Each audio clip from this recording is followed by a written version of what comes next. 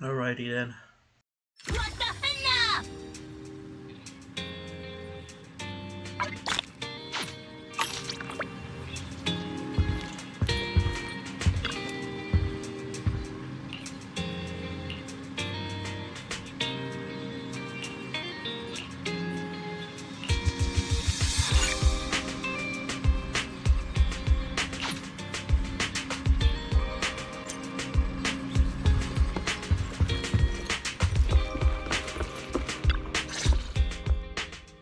Apologies for the intrusion. I'm Hugo. Let's just say I'm something of a collector. I've heard your video store is the most classy one in all of New Eridu, and I must say, it absolutely lives up to its reputation. The ambiance here is understated yet refined, elegant but still cozy. It's so soothing, like a steady beacon in the dark. I've also noticed some well-known individuals frequenting this place, including elite members from PubSec and HSO. Your achievements at such a young age truly impress me. I'm flattered, but you give us too much credit. Trust me, I'm being honest. I do find your store quite special. So, I guess the rumors about this place are true. Children of devils. What are you talking about? I'm not following. Am I imagining it? Or do you seem really nervous all of a sudden? Children of Devils is an old movie I've been searching for, but it's so niche I can't find a copy in good condition. Or perhaps, did this movie remind you of something else? You're imagining it. I'm just surprised there's a movie we haven't heard of. No worries. Like I said, this movie is rather niche. Despite the word devil in the title, it's actually about vampires. I'm sure you already know. Vampires were a popular fictional concept back in the old civilization. Typically, they are pale-skinned, well-dressed, exuding a mysterious and dangerous aura. But beneath their immaculate facade lie lethal fangs for draining human blood.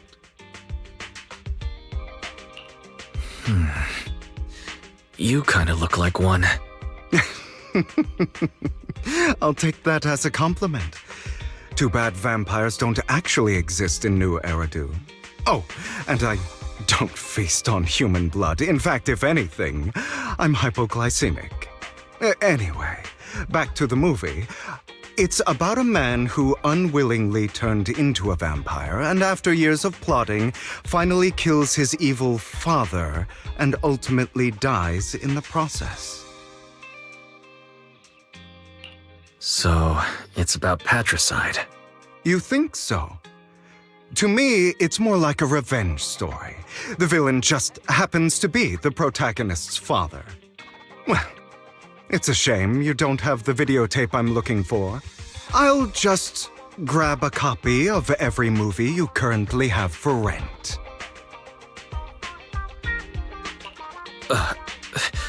Thank you for your patronage. That's very generous of you. Just think of it as my thanks for chatting about the movie with me. Your store is like a collector's gem in itself. Please, consider my payments here as an investment in a collector's prized find.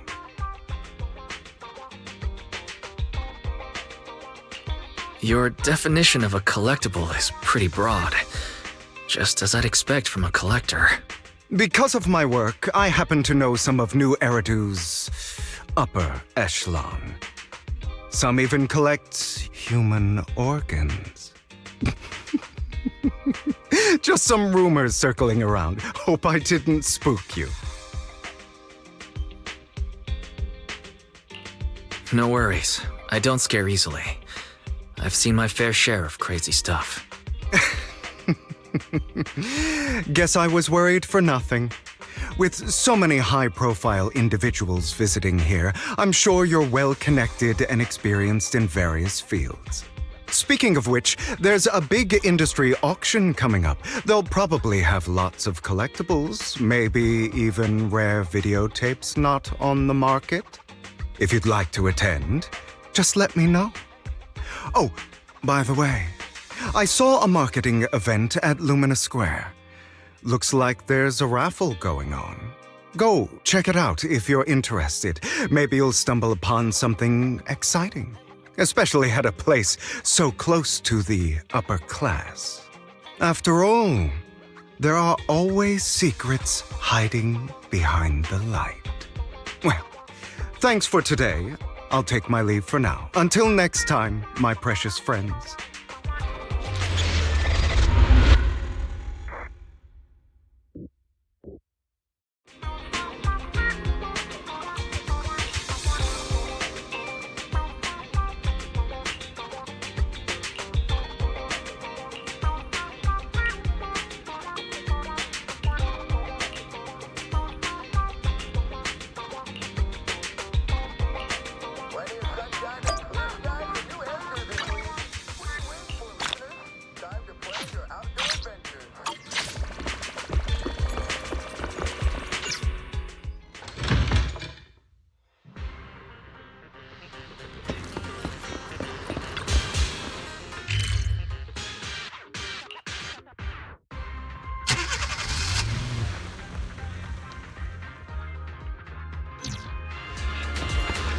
You there! Why not come try your luck?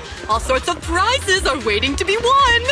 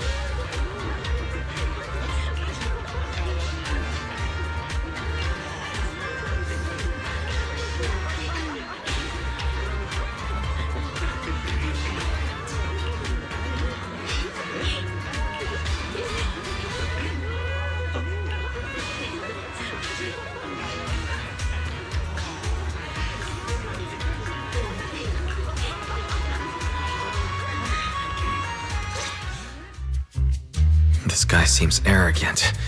Maybe I should take a tougher approach with him. Quit the act. I've seen right through you. You may look harmless, but I know you have a secret identity. Your crafty skills have caused headaches for countless people. Not to mention, you're revered in your field. Everyone knows who you are. Your true identity is a member of the most infamous band of thieves in New Eridu, Mockingbird!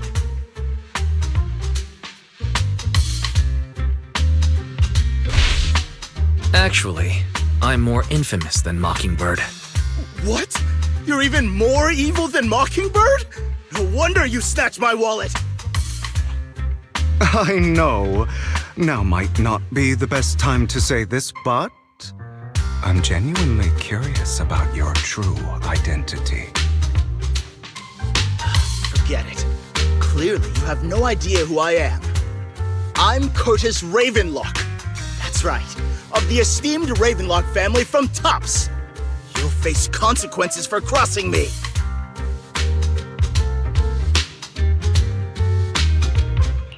You're an esteemed member of Tops. Why join a raffle with us regular folks? Offense is the best defense. Seems like you've got that down. I'm only here because my family sponsored this event. I just joined the raffle for fun. It's not like I actually need the bunny. Anyway, you were the only one next to me when I lost my wallet. It has to be you. Just admit it!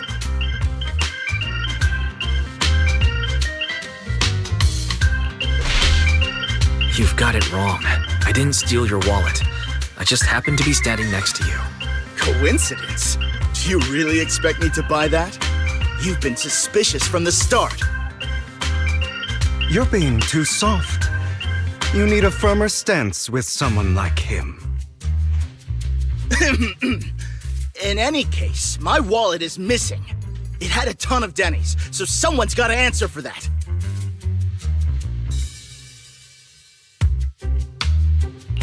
No one's responsible for your wallet except you. Let's be real. You're just trying to shift the blame. You! No one's ever dared to speak to me like that before. Clearly, your accusation is baseless, Mr. Ravenlock. Your outfit, while elegant, shows unironed creases and noticeable signs of wear. You've likely worn it for a long time. Plus, the wet ink on your cuffs suggests that you rushed straight here from your workplace. Likely so you wouldn't miss today's raffle.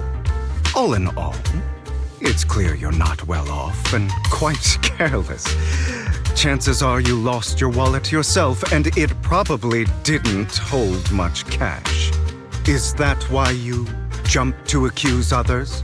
Hoping to leverage your family name to make a quick Denny? That's utter nonsense! Regardless, you owe this person an apology. Damn it! You'll regret this! Just you wait! I really hate it when innocent people are wrongfully accused. But it's all over now. I hope it didn't ruin your mood. Good thing you're here. Otherwise, that guy would have kept arguing forever. I didn't really do anything. You outsmarted him all on your own. It's a relief to see him get what he deserves. He should have known what would happen the moment he falsely accused you. People like that should have a taste of their own medicine. That sounds fair to me. Unfortunately, we don't usually see such fairness in our world, do we? That's why sometimes I don't mind resorting to unconventional methods to right the wrongs. You seem to be implying something. Don't tell me. A good movie never spoils its ending. But feel free to speculate. Anyway, it was nice running into you. Please, accept this raffle ticket to mark the occasion. May it keep you away from shady people and situations and bring you good fortune.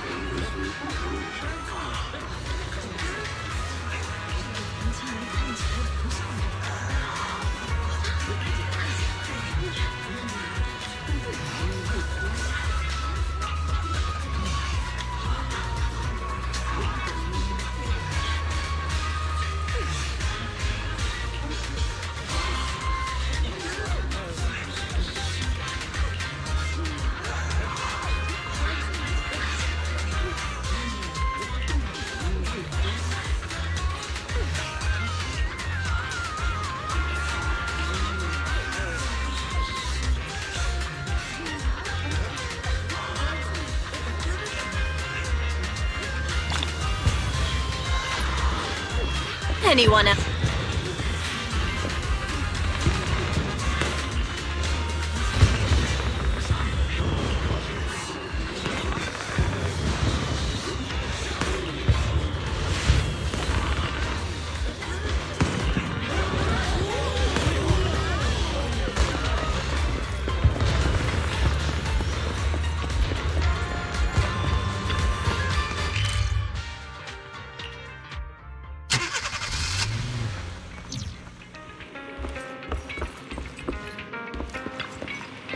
Hina, hina.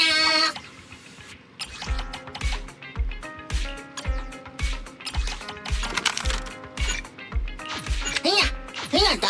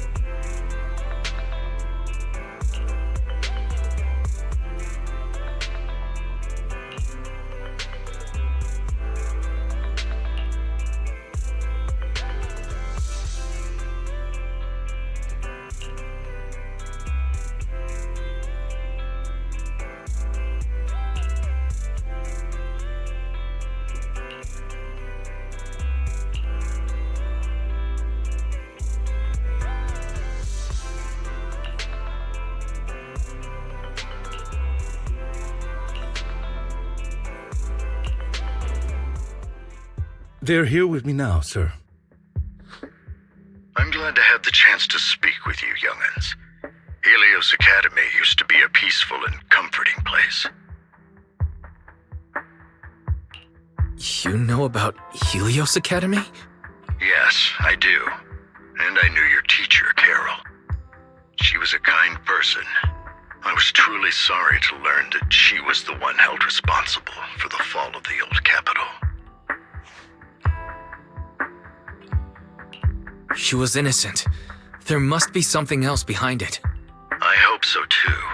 It's just that the fall of the old capital still weighs heavily on us all. But I believe you just got caught up in all of this. I'm sorry for what you've been through over the years. It must be tough. One day, we'll find the evidence to clear her name. Then I sincerely wish you success. The real reason I reached out to you is to tell you something very important.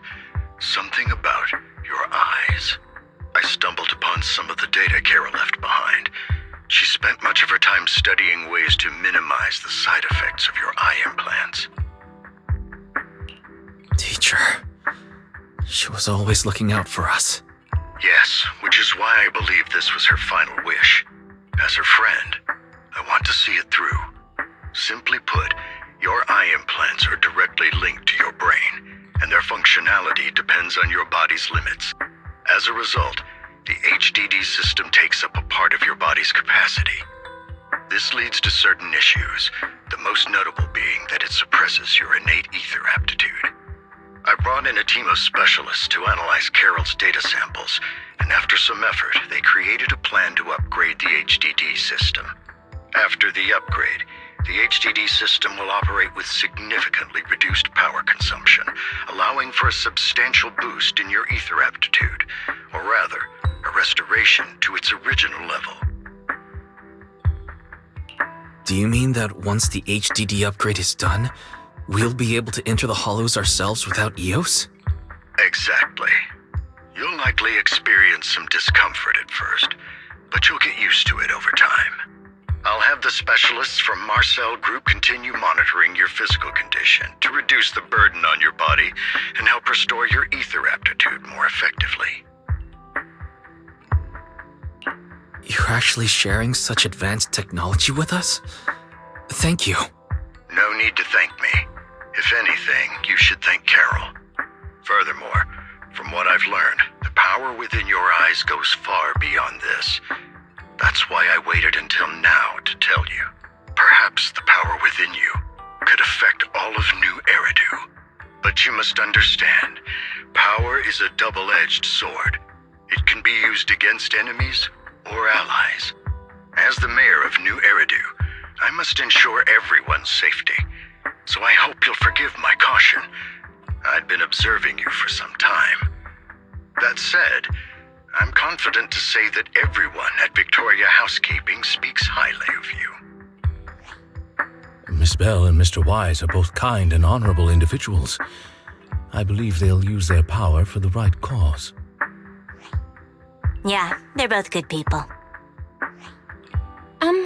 Thank you for your kind words. Even though we have no idea what this power is. You're not just making it up to get our hopes up, are you? Of course not. It's just that I don't have much information right now. I'll let you know as soon as I do. Well then, I'll let Lycon assist you with upgrading the HDD system. Rest assured he'll guide you through everything. You should be able to follow him with your knowledge. If you would follow me.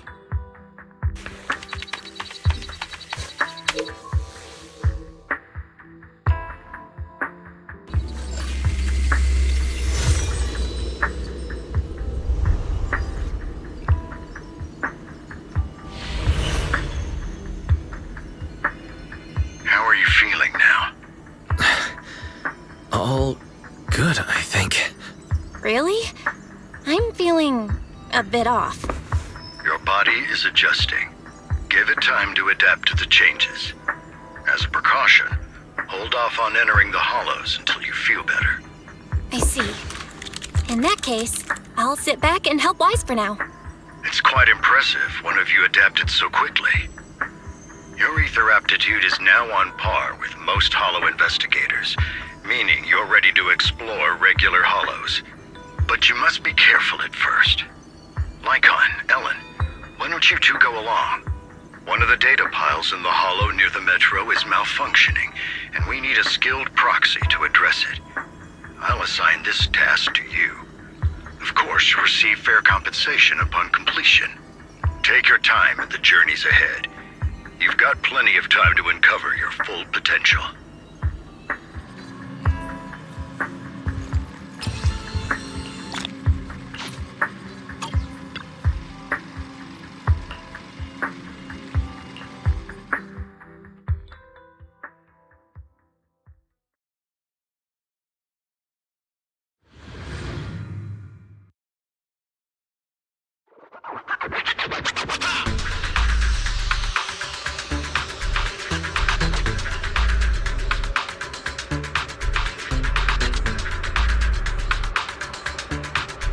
Master Proxy, the data pile that the mayor mentioned is in this direction. Let's keep moving.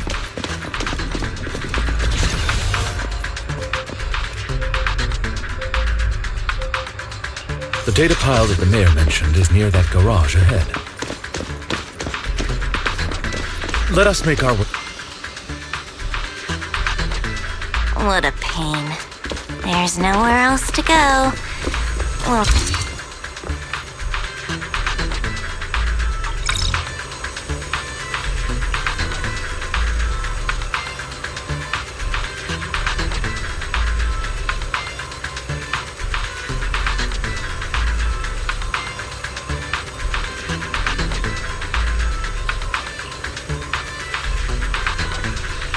We should search for the passcode nearby to disable the laser, and then move the train.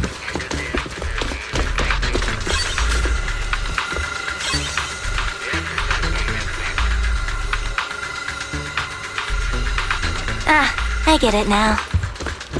We should be able to enter the passcode now.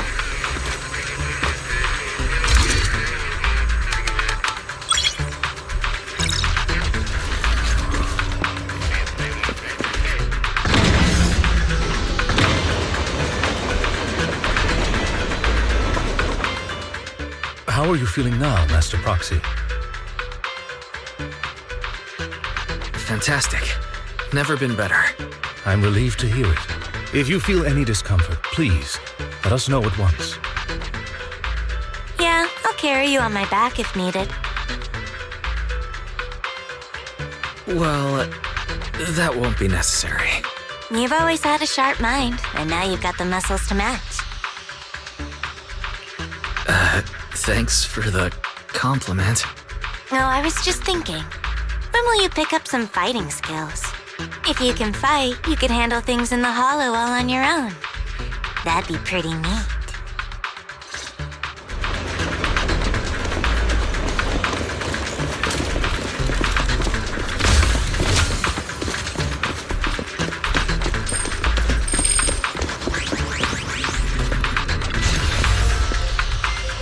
Master Proxy, the data pile is right up ahead. It seems to be guarded, however.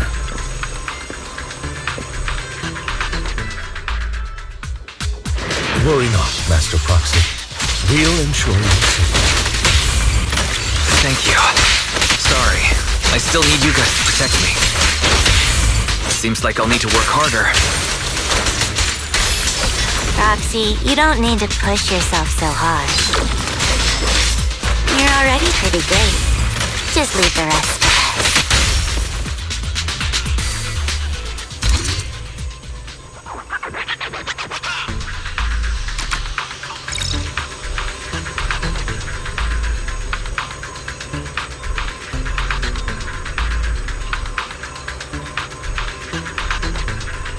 Oh, it's another passcode. We should be able to find the passcode nearby. Let's keep an eye out for it.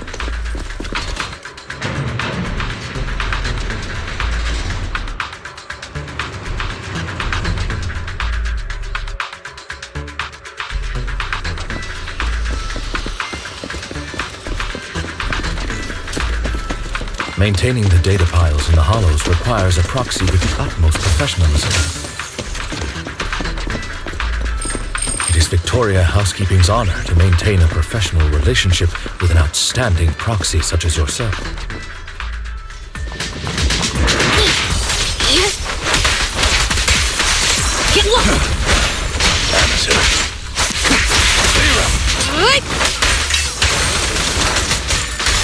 Take a break.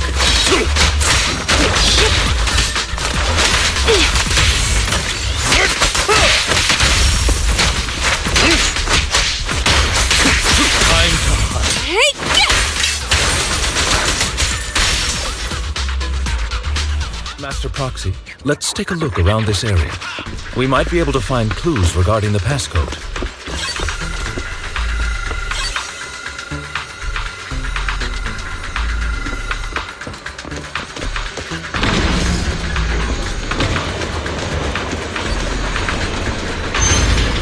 Proxy's moves seemed more fluid in that last battle.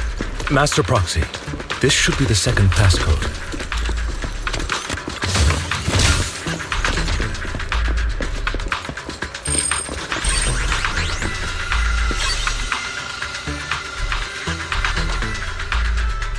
Master Proxy, we've been in the Hollow for quite some time.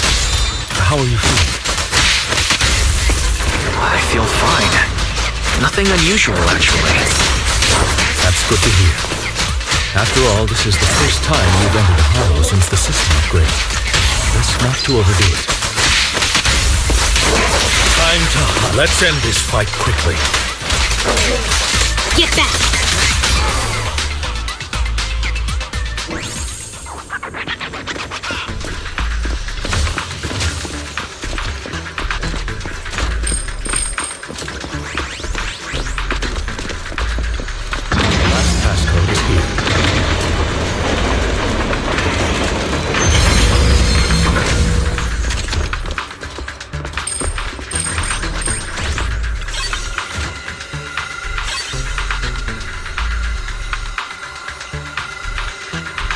All right, that's all of them.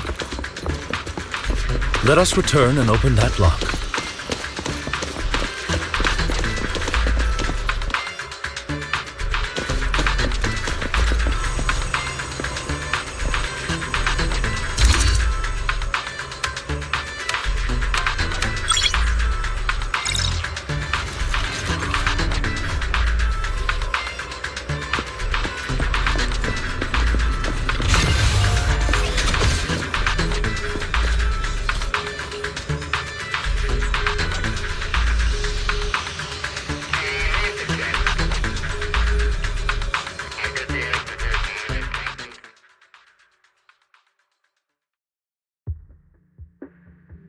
The mission was a success, sir. Master Phaeton's performance was outstanding. Excellent. You truly are exceptional. I'll be frank. I contacted you because I need your expertise for an important task. I'd like you to participate in an auction and help me secure an item up for bid. Hold on. Is it the same auction I heard about? The one with all the high-profile attendees? Yes, that's the one. I knew asking you was the right choice. Since you're aware of it, I'll get straight to the point. It's related to the sacrifice you encountered. Sacrifice? It's back? Remember the sacrifice you took down near the construction site? Public security did some research after retrieving it. It turns out it can maintain its form outside the Hollow and carries human genes. Within it, we extracted a mysterious core. This core possesses the same inexplicable power as the sacrifice, allowing it to exist without relying on ether. However, the core was recently stolen from the most secure lab in New Eridu. We suspect this is an inside job rather than an external theft. We searched extensively without success, until I saw the auction flyer. The core has been concealed within an auction item. So you want us to bid on it at the auction. But why us? The power of the sacrifice is highly volatile and destructive. We must keep it confidential, at least for now. And I, as mayor, am not suited to participate in the auction myself. Plus, I'm running checks on my inner circle due to the theft. Frankly, there aren't many people I can trust. Don't worry, the funds are covered, and Victoria Housekeeping will be assisting you. Of course, this hinges on one condition: your willingness to aid me. All right, we'll give it a shot. Thank you very much. I knew that I could rely on you. The only hurdle now is the invitation. It's exclusive to Tops, so obtaining one might take some time. I'll handle that promptly. I'll leave the rest in your capable hands. You seem a bit puzzled, Master Proxy. The relationship between the mayor and Tops seems rather delicate. You're quite perceptive. As you know, the roots of New Eridu's governance lie with the Mayflowers, while Tops is a conglomerate of companies. Power and profit often lay the foundation for conflicts, which is why securing invitations could be tricky for us. Things would be much easier if Tops weren't so involved. But worry not, Master Proxy. It may take some time, but we will overcome these obstacles. Now, if you've no further need of me, I'll take my leave. Have a good day.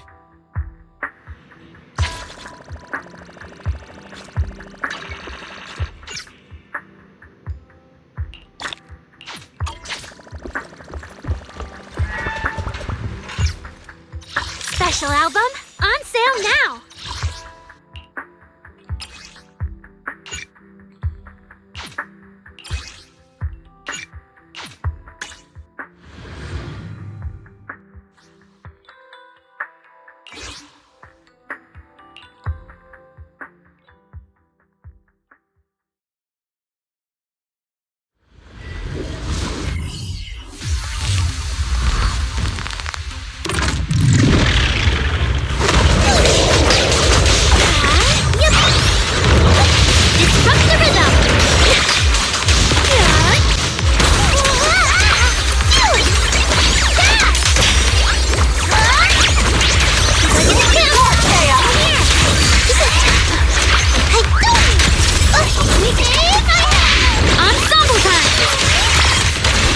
The boss now.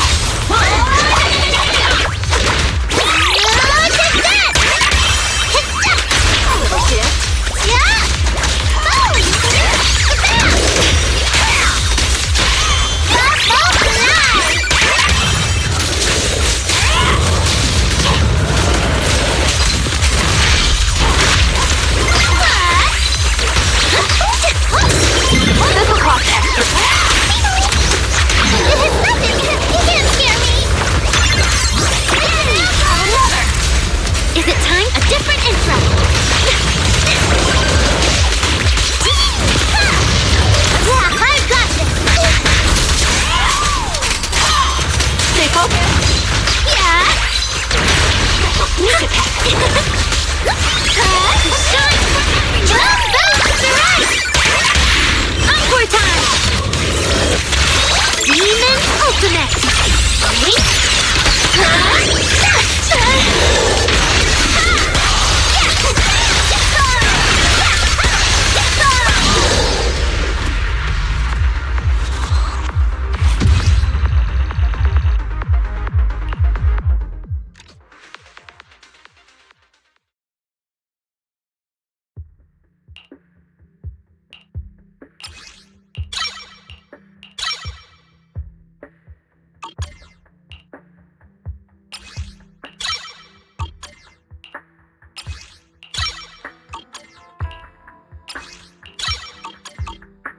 Special album on sale now.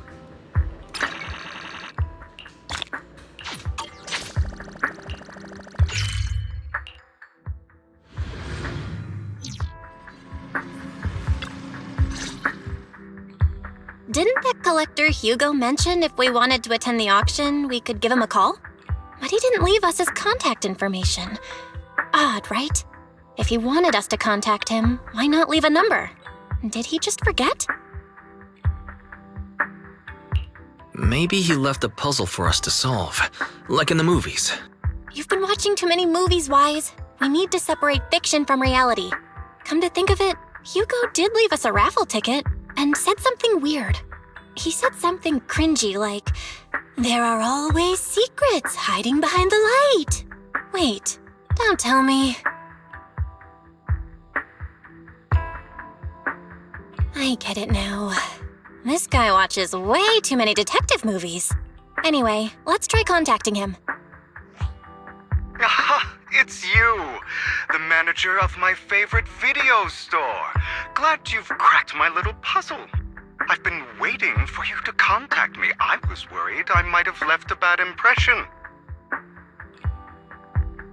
Actually, I have a favor to ask.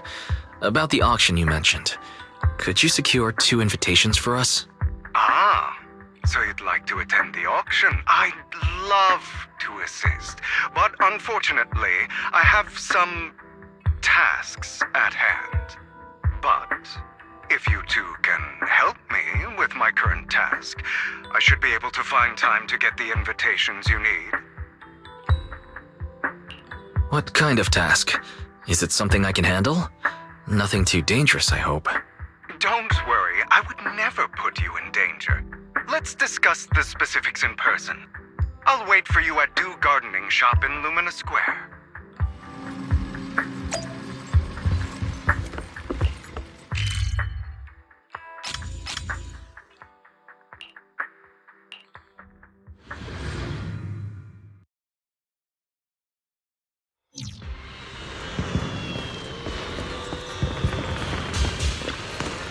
Phew.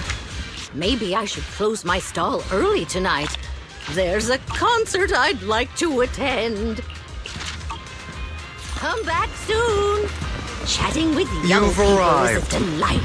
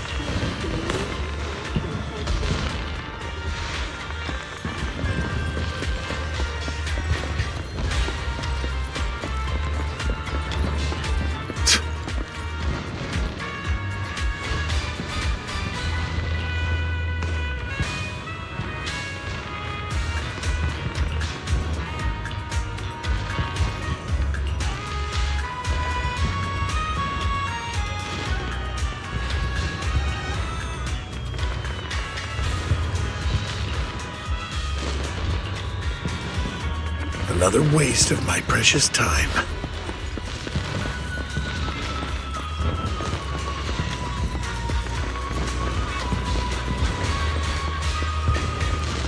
This time, I'll lead the family back to the top.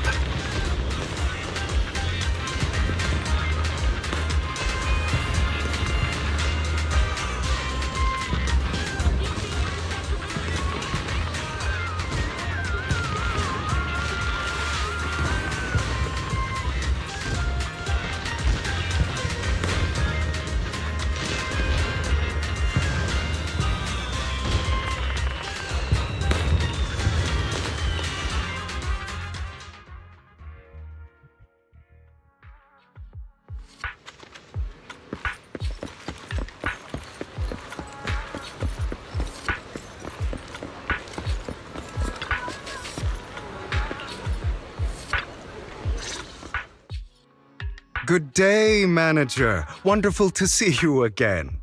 You're as sophisticated and charming as always. About our previous discussion, I assume you've made some progress?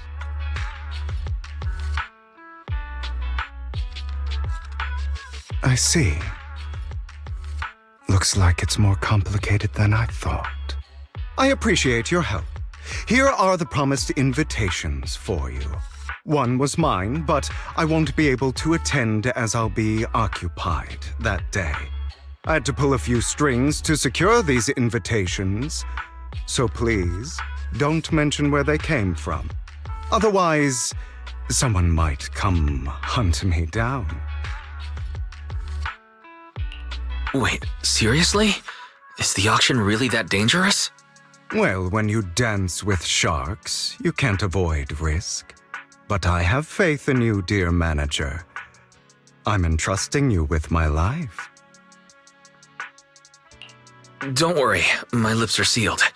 And so are my sisters. I've been meaning to say, you're so close with your sibling. I'm kind of jealous. What's your view on family ties, manager? It's a bond you can count on.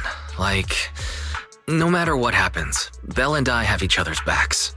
That's the exact kind of answer I expected from you. How lovely.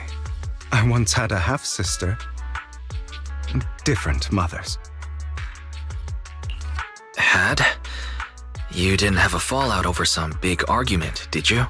No, we never argued. I would like to try, but it's too late. She's been gone so long. I can barely remember her face. I'm sorry. I didn't realize it was a sensitive topic. My condolences. It's okay. I brought it up first, and it was ages ago. Anyway, back to what we were saying.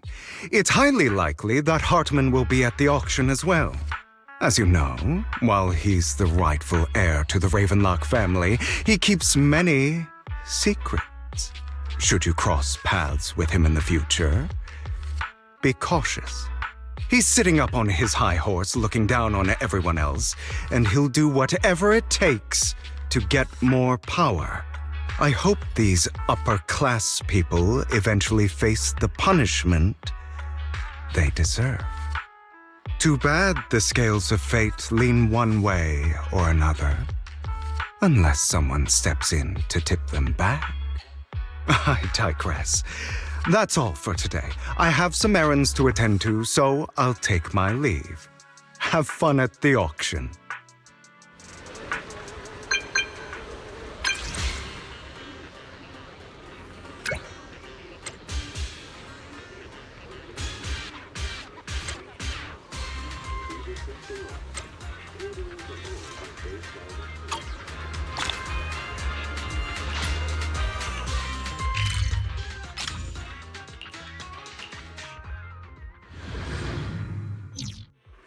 It is a pleasure to see you again, Master Proxy.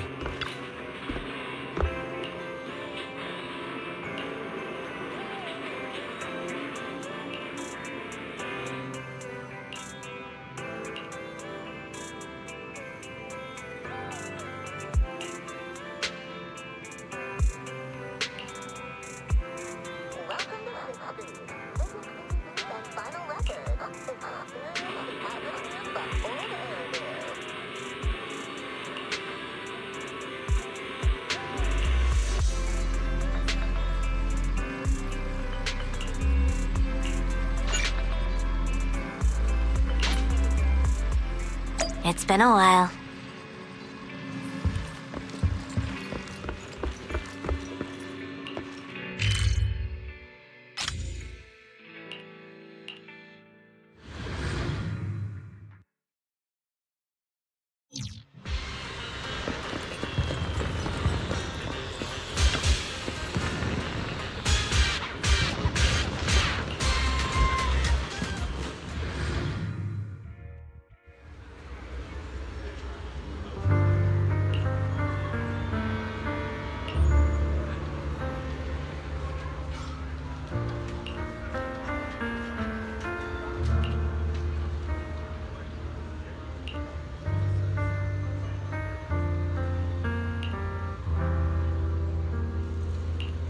Lies. Deception. Betrayal. I see swirling mist. shrouding the truth in a deep, enigmatic haze. Found you. Chosen one.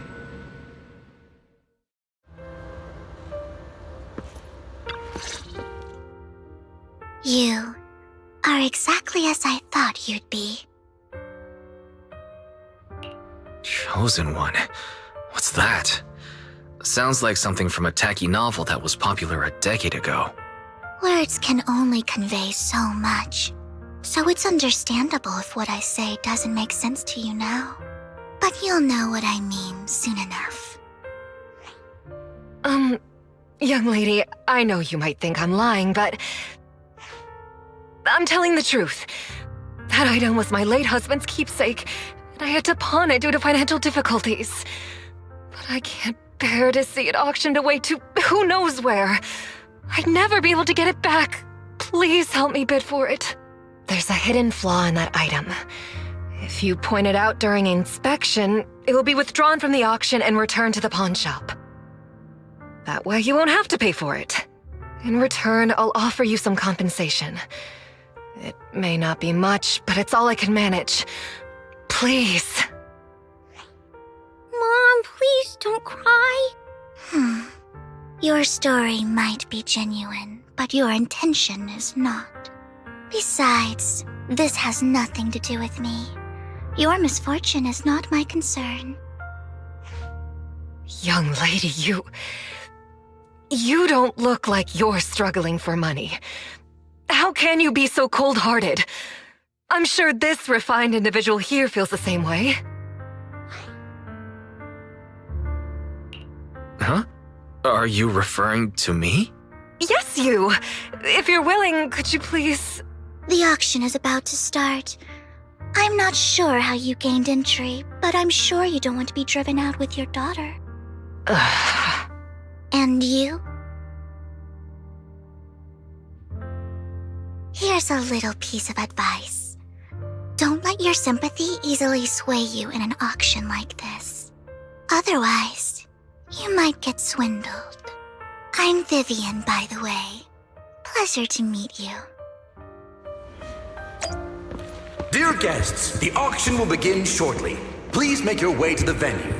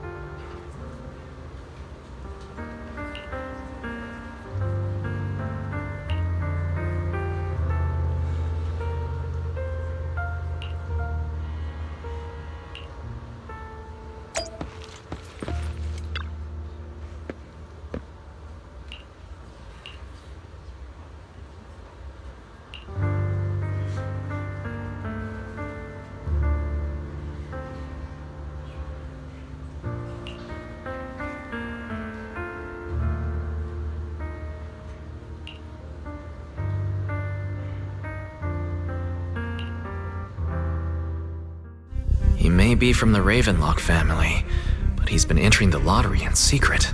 His financial situation might not be too great right now. Ugh, what rotten luck. I didn't expect to see you here. I won't back down this time.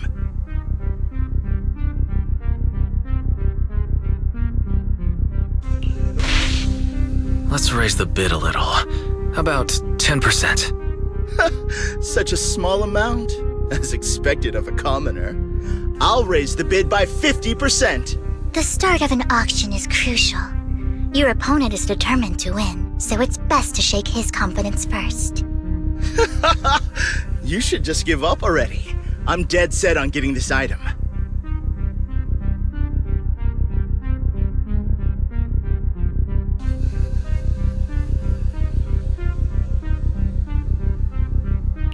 Truth is, we've got a solid sponsor. Give up, because we're going to secure this no matter what. So that's how you were able to join the auction? I knew there was something funny going on. Damn it! Am I really going to lose?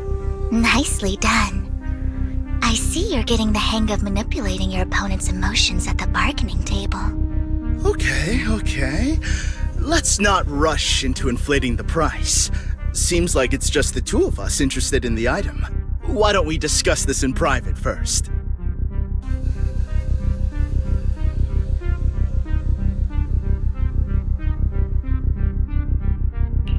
No matter what, I won't back down. Ugh, I didn't expect you to be so determined. This is the perfect moment to shake your opponent. You're really stubborn, huh? Is it really worth arguing over such a small collectible? That's right. The Denny's in our pocket is our biggest advantage. Host, I'm raising the bid. The price is way more than it's worth. Forget it, I'm out. It's a bit overpriced, but it's still acceptable. Regardless, congratulations on your winning bid. Though in my opinion, its aesthetic style is a bit ahead of its time. But as long as you like it, that's what matters. After all, the true value of art is in the love people invest in it. The next item is truly exceptional. The final creation of a legendary artist, the only one of its kind in all of New Eridu. The artist's tale is quite fascinating. Unrecognized during his lifetime, his works were discovered by art collectors after his death and became hugely popular. Because of this, authentic works are few and far between, making each one incredibly precious. And this stunning final piece, anyone who loves his work won't want to miss it. Without further ado, let's get started! Starting bid, 200 million Denny's! If I can get it for under 500 million, I can still turn a profit. 300 million! If I'm not mistaken, guys, isn't that the item the woman asked Vivian to bid on? Yeah, that's the one. If our budget allows, perhaps we should. 1 billion.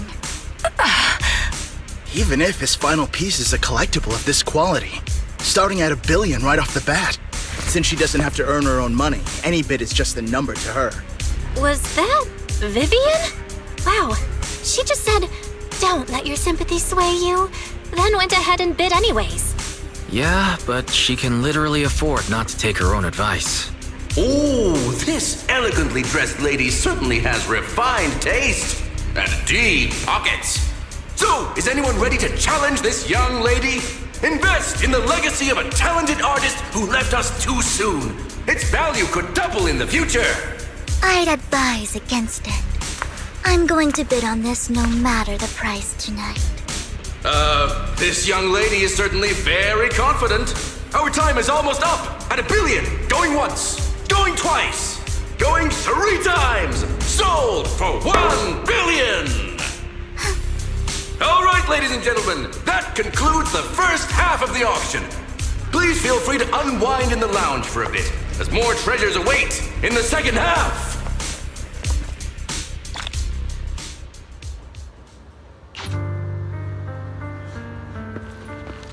The coffee here is drinkable. You have a strange look on your face. Despite her ruthless exterior, she's actually quite kind-hearted. Though you wouldn't dare think that, would you? Not at all. That's not what I'm thinking. You're not being honest, and I don't appreciate deceit. Just to clarify, I didn't assist that woman out of kindness. Nor do I plan on giving up the item I just purchased, because it's nothing more than a common scam. A scam? So you're saying that woman is a fraudster? They'll tell you a tragic story, begging you to help bid on a collectible at a high price. They promise a reward and guarantee the item will be withdrawn from the auction, so you think you won't have to pay anything. But the reality is, once you bid, the deal is done. No going back, and you end up shelling out a hefty sum for something worthless. So why did you still bid on the item? I really enjoyed the story of that legendary artist. Art at its essence sells stories, doesn't it? I'm willing to pay the price for the stories I choose.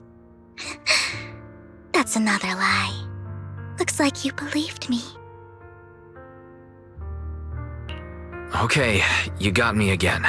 Let me give you another piece of advice. Appearances can be deceiving. People often mask their true intentions. Sometimes, what you can't see is the real truth.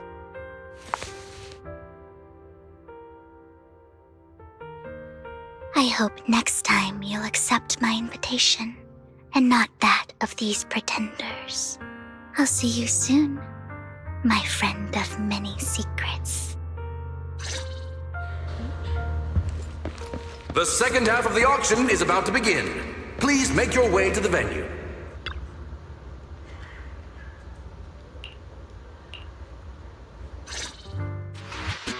Ladies and gentlemen, welcome back!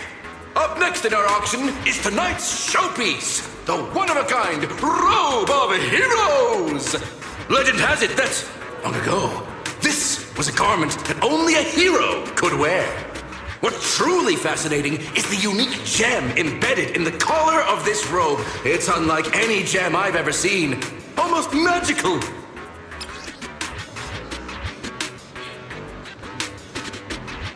Wise, that gem's probably what we're looking for.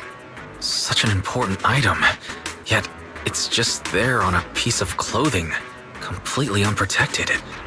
How gaudy. This auction sure is busy. There's people of all sorts, whether they belong or not. Robe of Heroes. What a tacky name. Nonetheless, I'll secure it. In the name of the Ravenlock family. Yes, I see it. Seems authentic. Of course, I'll keep an eye on it.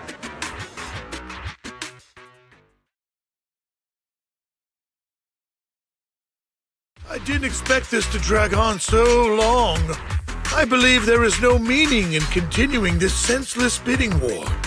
Frankly, wasting time irks me more than squandering money. So, my friend, let's cut to the chase. What did you have in mind? This man is pretty shrewd. Maybe I should match his energy.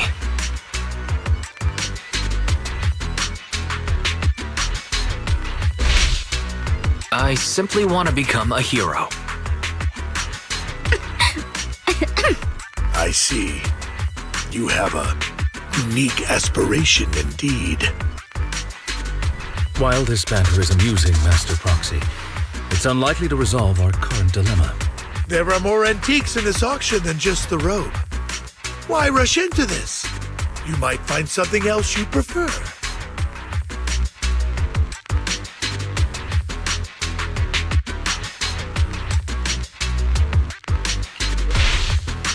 Actually, I know the secrets of that robe. Really? So there is something more to the robe. Our opponent seems quite astute, Master Proxy. Let's avoid anything that might raise suspicion. The Ravenlock family always gets what they desire. If you have any doubts, feel free to ask around.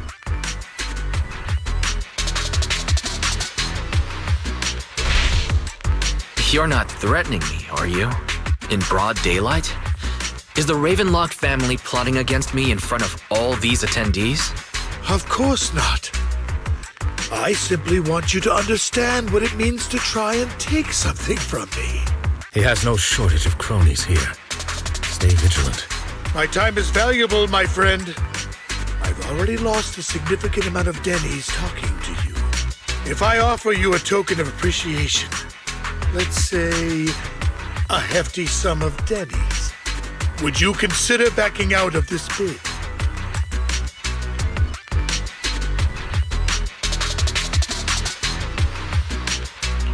In that case, if I were to give you a hefty sum of Denny's, would you back down?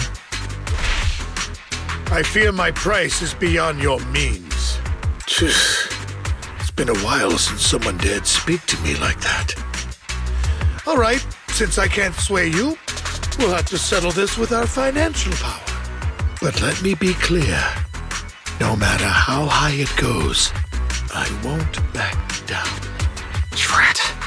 Though the mayor gave us a substantial amount of Denny's, I have a feeling it won't be enough to win against someone with this amount of financial power.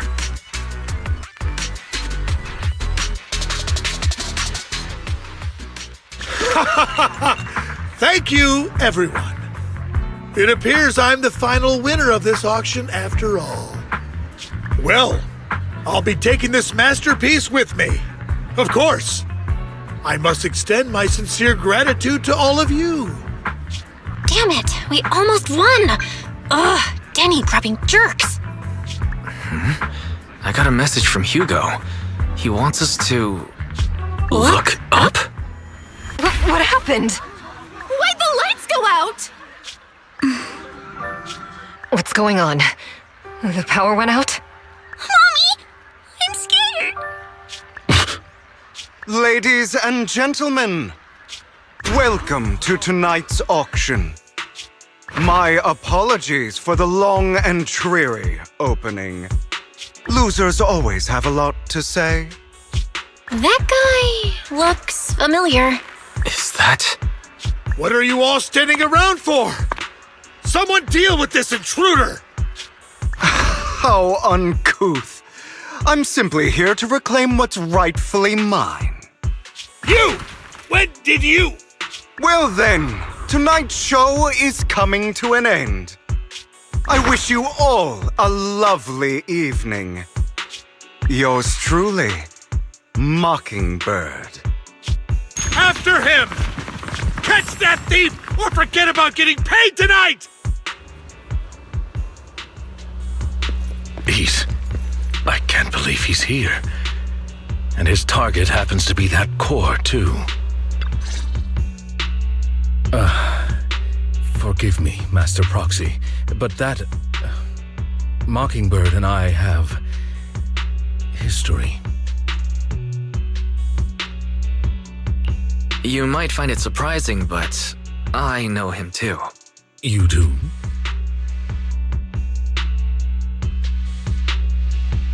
I see. So that's how you know him. Years ago, we founded Mockingbird, the Phantom Thieves Syndicate. Things started off well. We were young, with naive ideals and lofty goals, and we pursued what we thought was right. But one night, that all changed. There may have been signs of what was to come, but no one noticed them at the time, or perhaps we chose to ignore them. Eventually, I left Mockingbird and accepted the olive branch extended by the mayor. The separation was, shall we say, less than amicable. And my dearest friend became my sworn enemy. Master Proxy, if I may ask, what do you think of Hugo?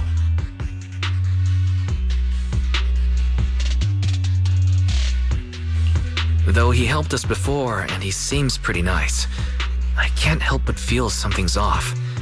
He is a part of Mockingbird after all.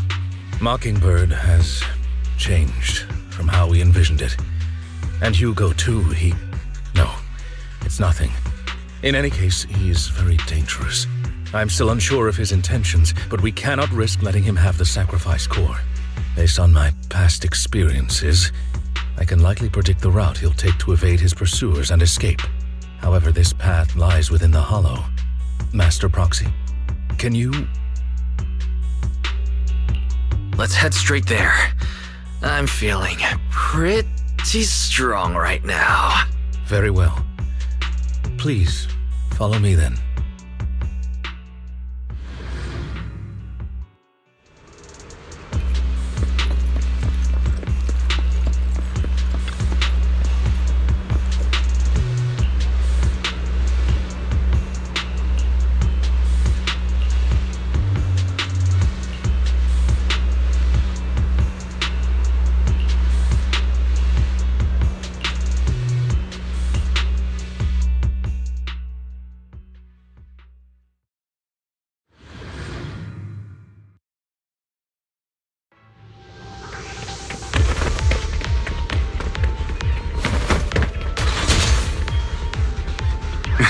As I thought, Hugo really is here. When we were still working together, he would often choose routes that were difficult to attack, yet easy to defend.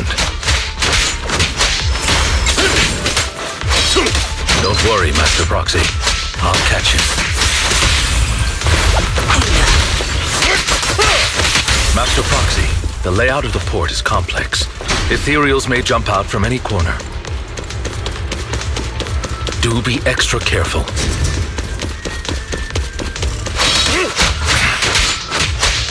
There are so many Ethereals. They don't seem to be phasing him at all.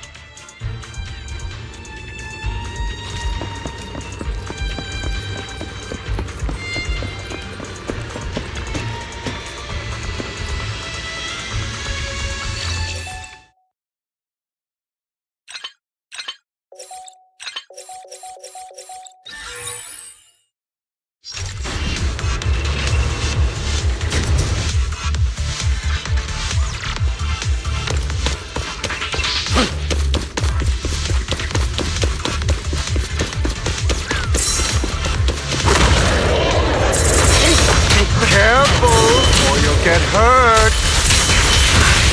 I'm not going to let you have your way. Master Proxy, that's one of Hugo's weapons. Make sure to avoid it. It may look like a coin, but it's actually a dart. He carries around a briefcase filled with all sorts of weapons. Quite the hassle to deal with.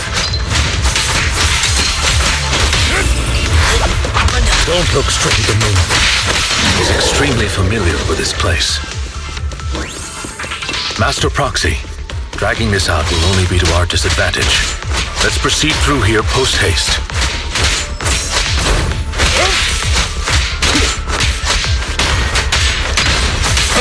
Take this. A deep clean. The mechanism here isn't damaged. It's still functioning normally. Something's not right. It feels too easy, almost as if let us through on purpose.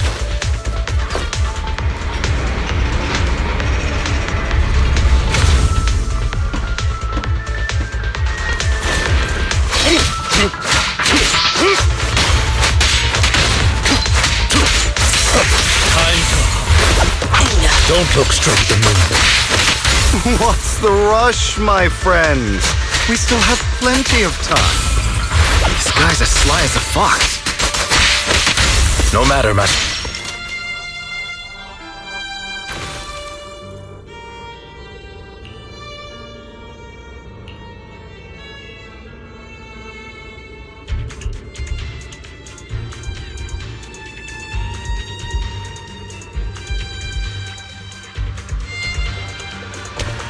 This must be the right way.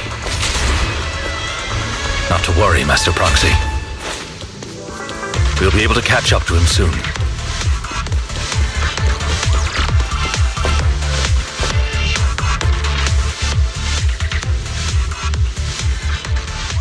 It should be this way. Are they from the auction? No, they shouldn't be able to track Hugo here. They're likely just hollow raiders. Back then, Hugo would typically retreat into a hollow after securing the goods. And as his partner, I'd be responsible for leading the pursuers astray. I'm unsure if he has a partner now, or who they might be if he does. He was alone the entire time when he approached us before. I see. That's good. It means he must be carrying that core himself.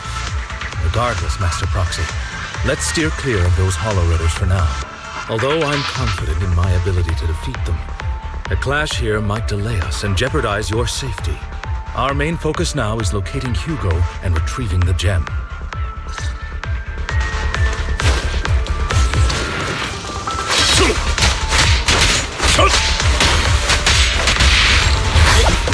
Don't look straight at the moon.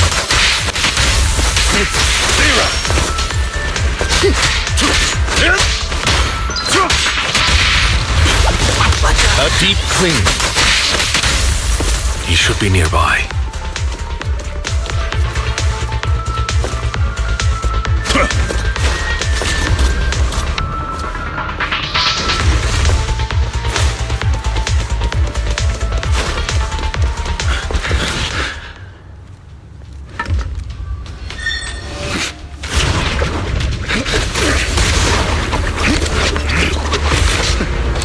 Long time no see, traitor.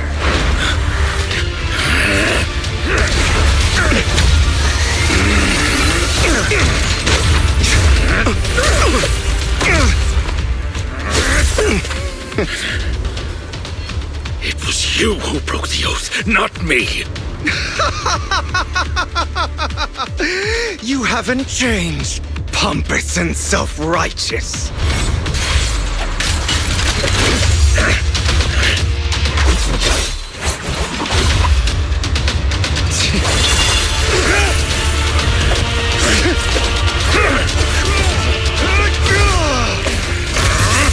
Beyond reason! Both of you, enough already!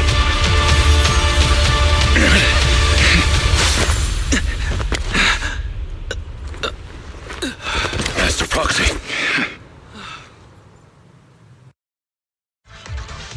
Are you all right, Master Proxy? Any injuries? I'm fine. I just forgot I wasn't using EOS. I thought your attacks would just go over my head. I'm not used to being this tall, I guess.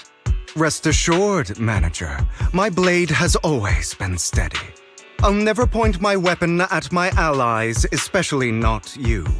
As for that oath, he has no sense of control in the heat of battle, even turning on his own comrades. I'd thank you not to spread lies. What? Are you denying it? I merely spoke the truth, didn't I?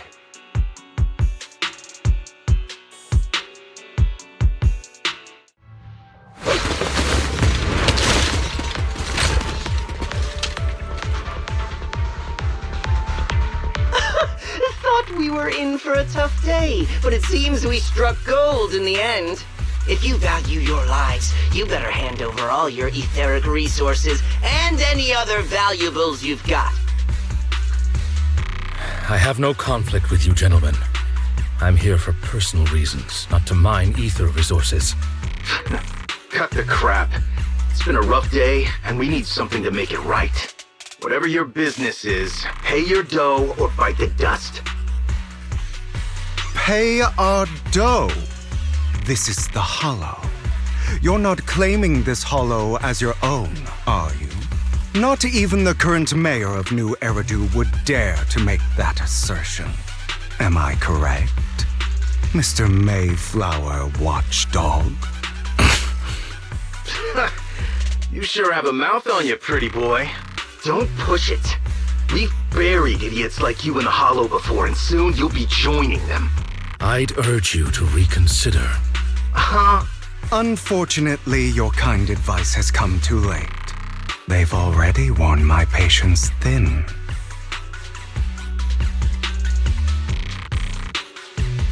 Oh, help me! Scared? Then perhaps you should think twice before you act. You've made your bed. Now lie in it.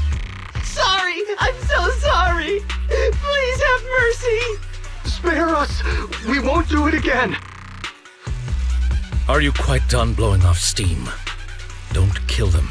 I'll hand them over to public security once we're out of... Who do you think you are to tell me what to do? They weren't planning to show you any mercy, yet you forgive them so easily. You haven't changed at all over the years, Lycon. To hell with you and your foolish fantasies of being some almighty savior. Haven't you learned your lesson from what happened with your eye and legs? My principles remain unshaken. No one has the right to take another's life. Sinners deserve punishment. Do you know how many lives they've taken? I'm merely delivering the justice the world needs. It is not our place to pass judgment. I know I will not sway you. There's no point in continuing this argument. I will stop you. I always will. Go ahead and try. I will defeat you.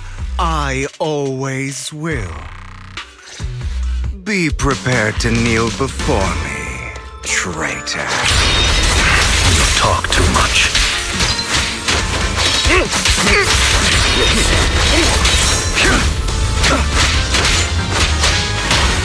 Beg for mercy.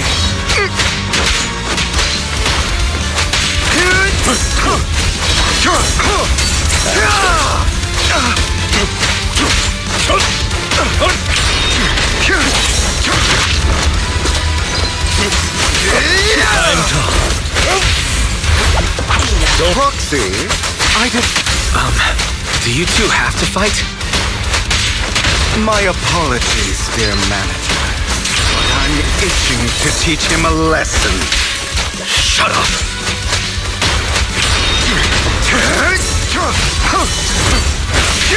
Officers. This. Amateurs.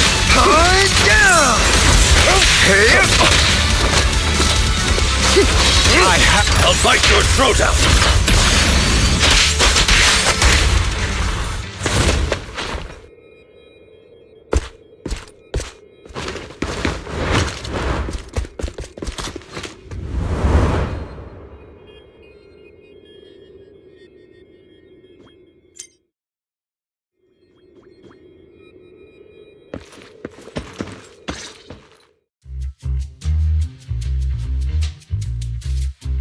Worry not.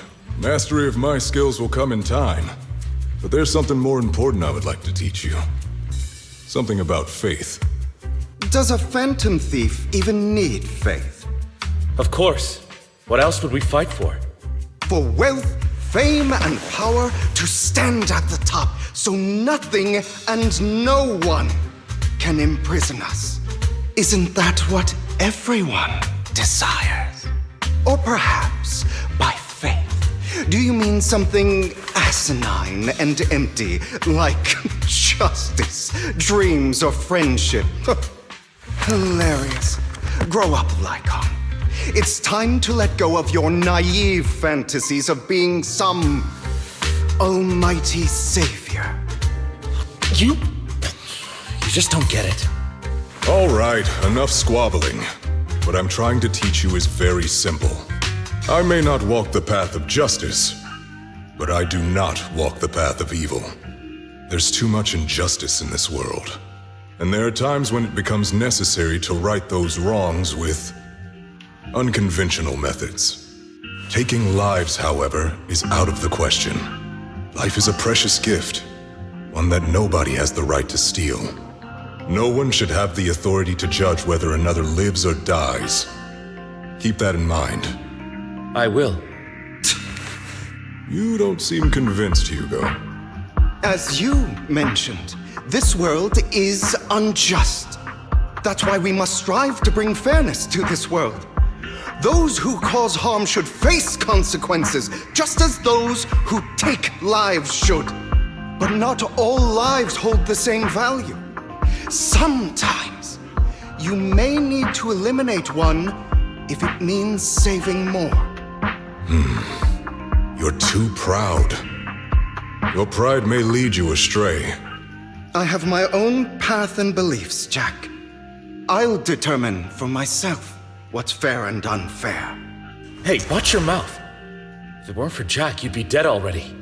You're a smart kid, Hugo. Skilled too. You could easily take the life of a sinner. However, what if one day you found out you were wrong? What if that so-called sinner were innocent? Could you bring them back to life? I wouldn't make that mistake. To err is human. Everyone is bound to make mistakes. It's good you are open with your thoughts. I just don't want your troubled past to weigh you down. Because your hatred doesn't define you. It only eats away at you.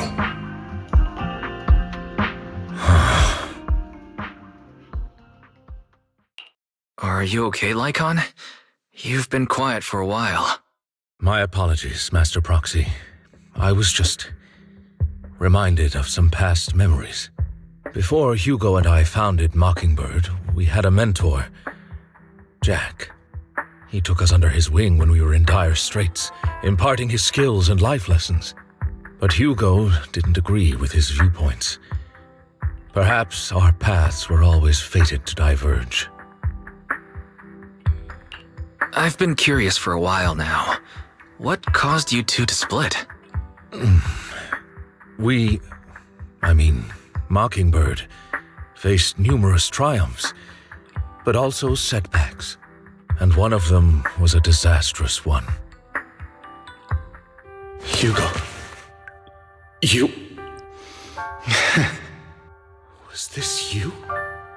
All this? So what if it was? Have you gone crazy? Have you been planning this all along? You'd bury all these lives in the name of vengeance? They deserve to die. Especially my so-called father. I should have killed him a long time ago. A really long time ago. You know what, Lycon? There's some people whose only purpose in life is to bring more suffering into this world. Sometimes murder is what brings justice back into this world. And for that, I must stain these hands in blood. Enough! I can't trust anything you say anymore. I'm leaving Mockingbird, now! Where are you going? Anywhere. Someone from the Mayflowers got in touch with me before. Are you mad? You know what those hypocrites in city administration are like. They're no different from tops. We fought them together all this time, and now you're leaving to serve as their lapdog. Are you going to turn your back on Mockingbird? Turn your back on me? The mayor is different from the others. But it doesn't matter. I'm not going to even try convincing you. As your friend, I'll give you one last piece of advice. Please, stop here. Otherwise, the day will come where your hatred and ambition will consume you.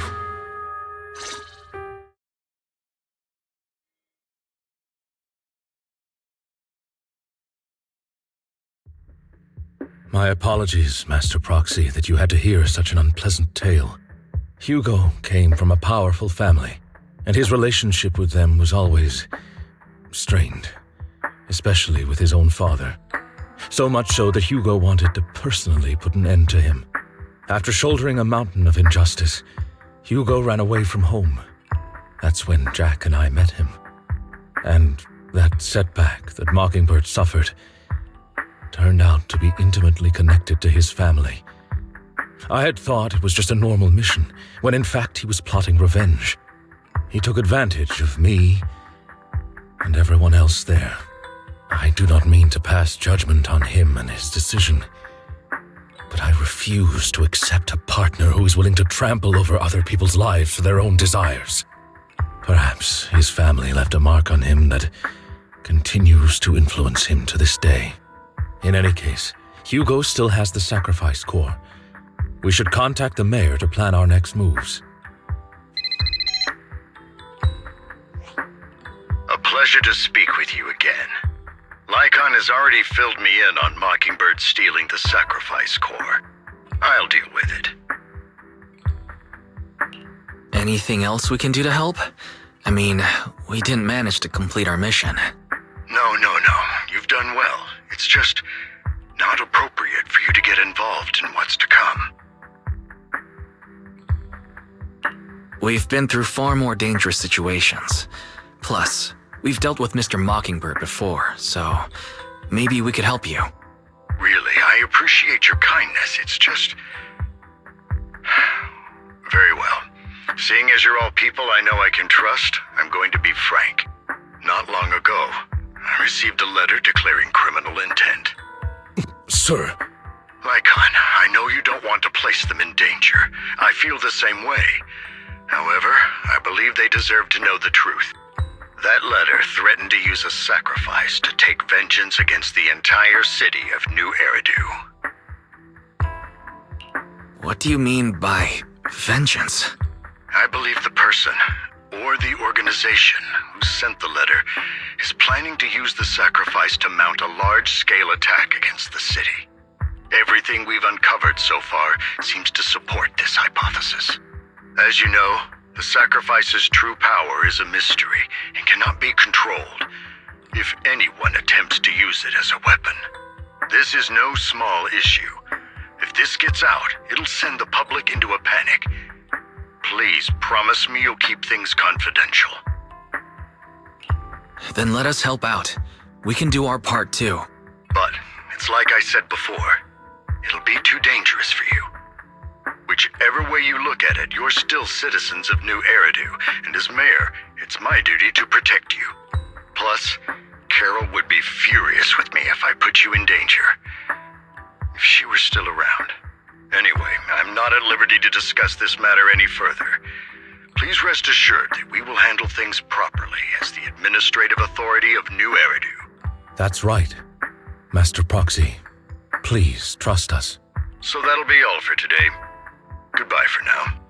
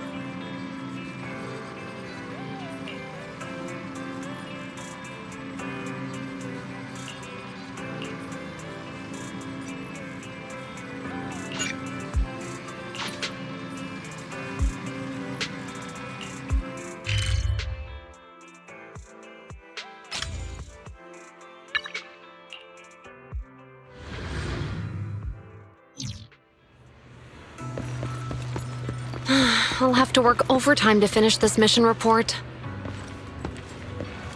You're here!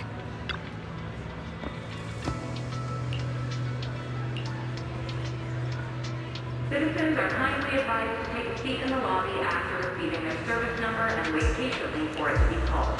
Thank you for your cooperation.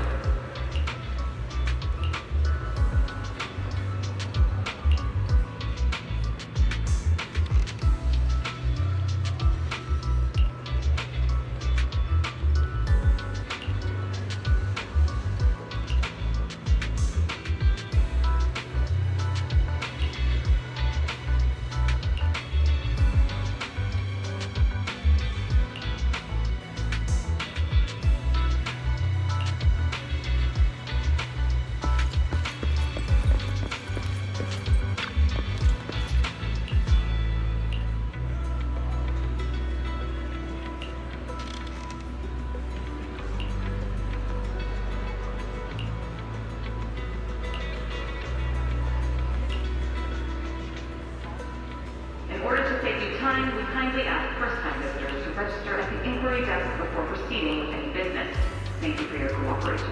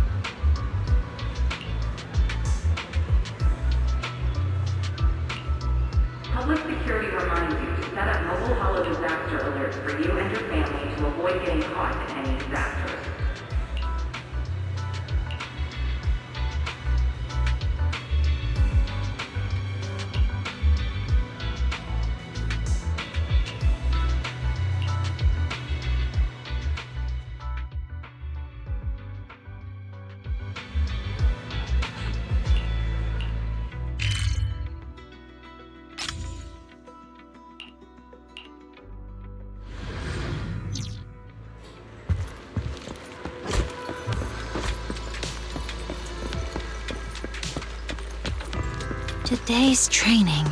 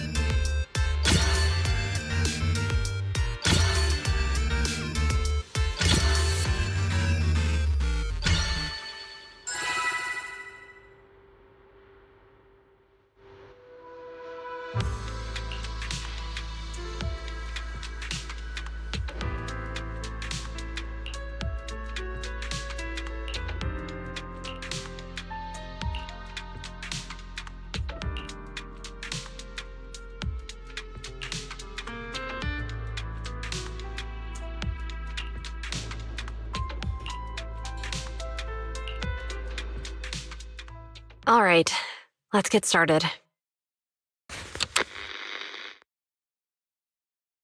I'm probably not getting out of this hollow, but at least this tape recorder still works. Let's say these are my last words. I gave away my anti-corruption equipment to save those civilians, so I'm not in good shape. Unfortunately, we came up against a horde of ethereals right after that. I rushed over to fight them off and tried to save the civilians, but in the thick of all the fighting, I turned back and realized that I was somehow alone. Nobody was behind me. Luckily, I managed to defeat the ethereals, but the wounds and corruption I sustained in doing so should be fatal. I don't mean to cast the blame at all here, and if any of my colleagues ever pick up this cassette, I hope that nobody is ever held accountable. It's just human nature. It's normal. I just have a few regrets. Oh, what's that over there?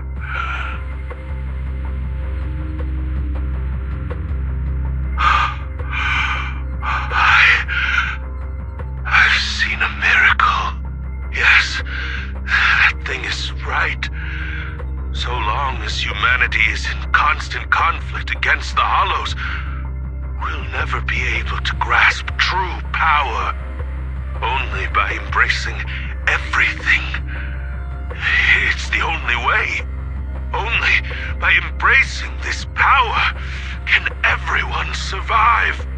Oh, Creator, please grant me this!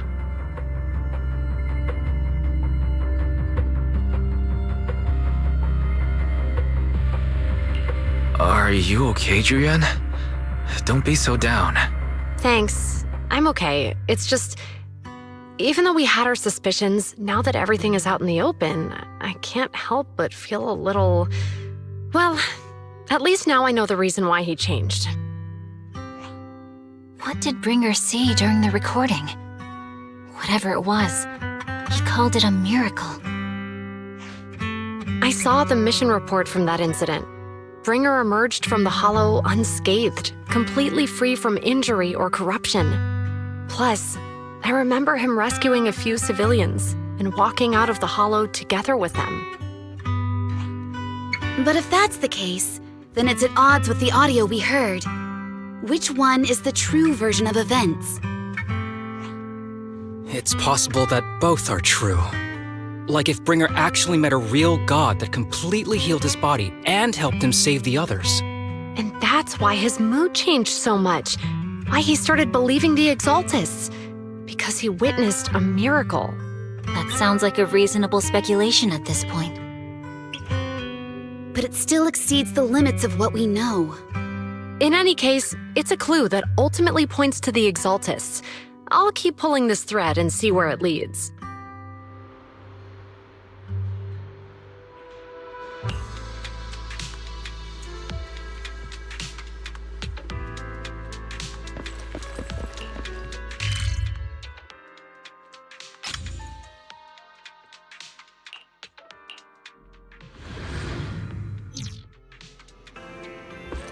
I've been waiting for you for quite some time. We meet again, Master Proxy. I imagine you've already managed to gain some info from the conspirators about some people who wish to use sacrifice to launch an attack on New Eridu. So you know about that? I only just found out myself. Because I've been watching you this entire time. I know many things. But unlike those hypocrites, I'm willing to share info with you to show my sincere hopes of working together.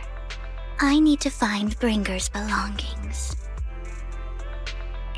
Bringer's belongings? Did he even leave anything behind? Oh, he did.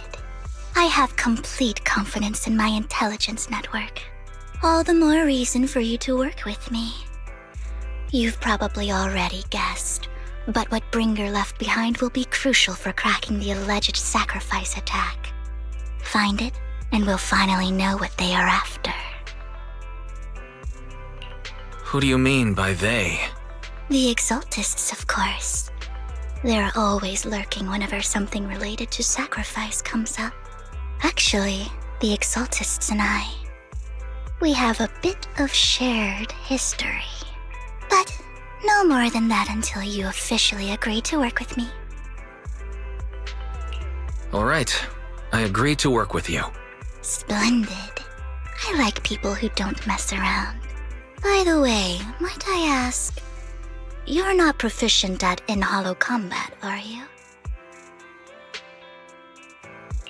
Well, you know, I'm a proxy after all. As I expected. Not to worry. You're an invaluable proxy. All I require is for you to guide me. I mean, not even my darling Lord Phaethon can fight in the hollows. Hang on. What did you just say? Your darling Lord Phaethon? That's right.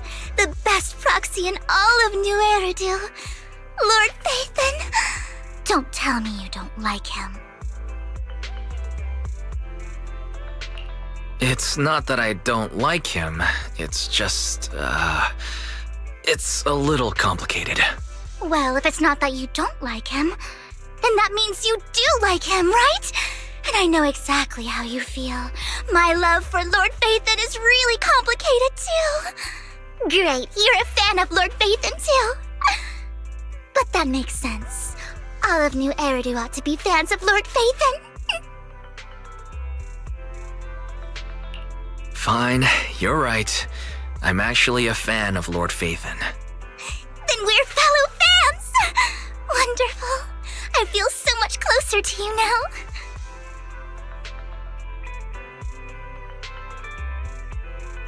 Oh my! Once I start talking about Lord Phaethon, I just can't help myself! Look at the time! I suppose that's all for today then. I'll be in touch with more news.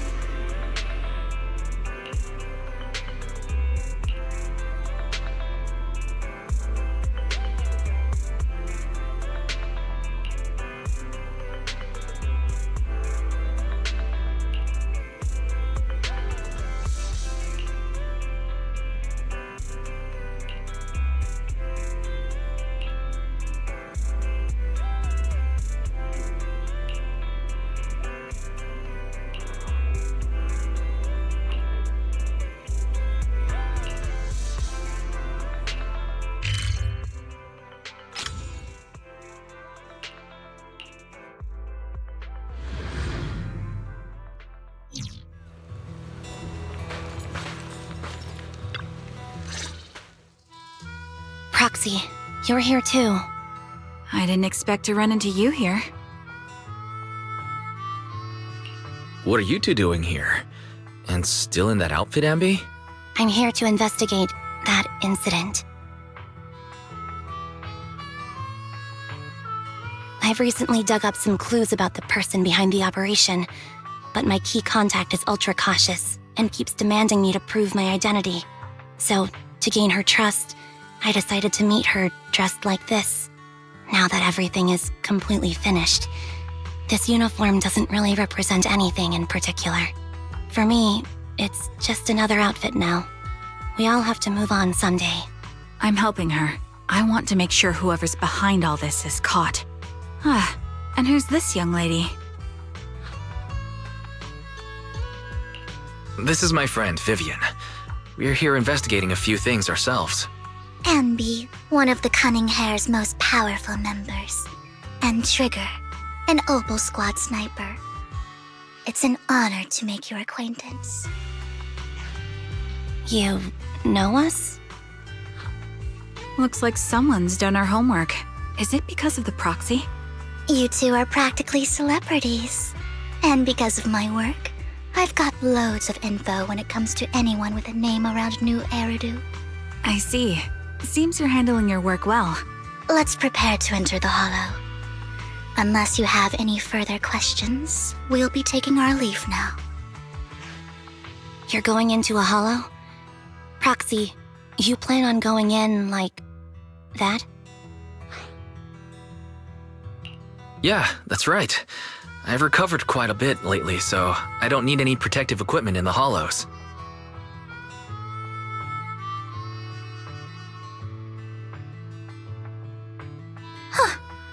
Aren't you that lady from before at the auction? Hello. I didn't expect to see you again, young lady.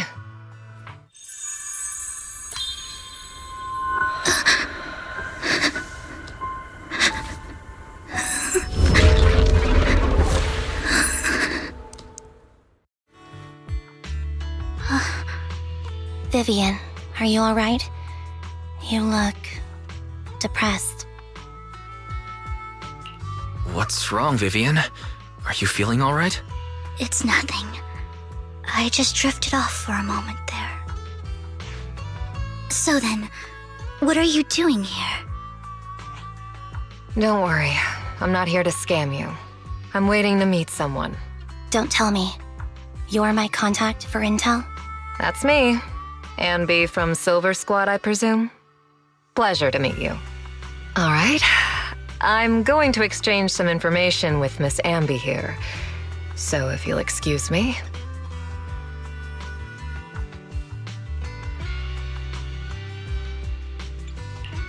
You aren't looking so good. What's the matter? I can tell you later, but not right now. Okay, that's all the information I got for you. In return, I want you to do something for me. Take me into the Hollow. I left something very valuable inside. I have to find it. Seeing as we were just about to go in ourselves, why not join us? It's fine by me. But didn't you say you were investigating something? It's fine. There's no rush. Right, Master Proxy. Huh? Yeah, there really is no rush. Sure, let's all go together. It'll be safer with more people and we'll find your missing item more quickly. Thank you.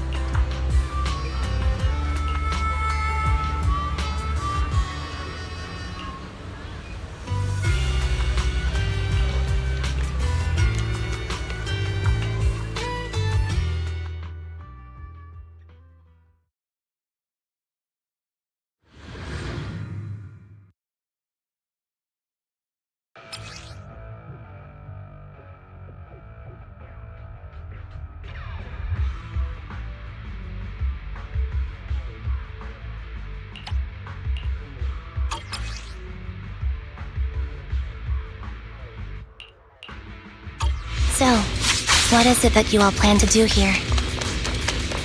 We are here to look for something extremely important. New Eridu's future may well depend on it. You.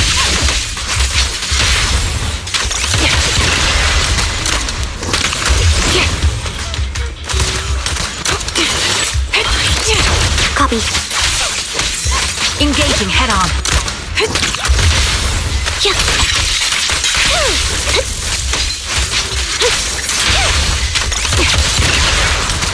Recalibrating.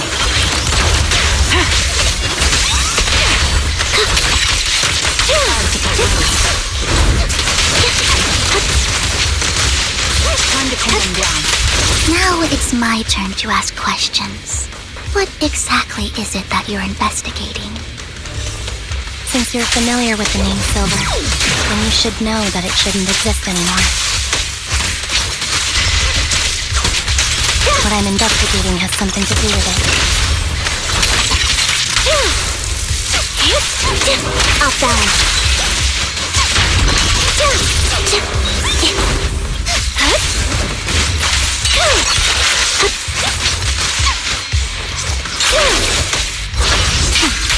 Loyalty.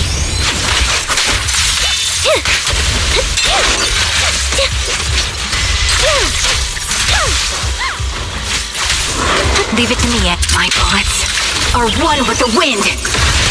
Flip the switch. Let's use that fissure to head to the next location.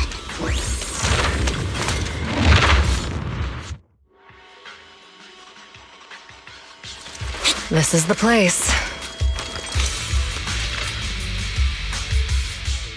So, what is it that you're looking for? A ring. I was excavating ether here before and accidentally lost it somewhere. Please, could you all help me find it? It has to be somewhere among all this stuff here. Sure, I'll start looking. I'll go with you. I'll stay here with her then. Thanks, but you don't have to worry about me.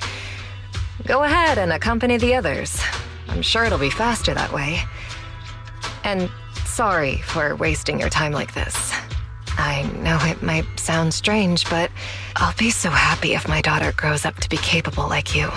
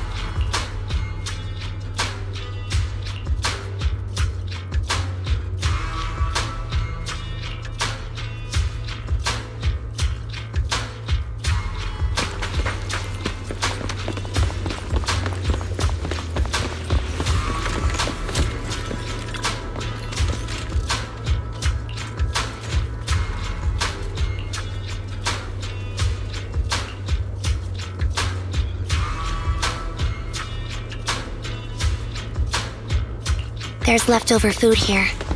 I don't want to imagine what's inside the bag. Neither do I.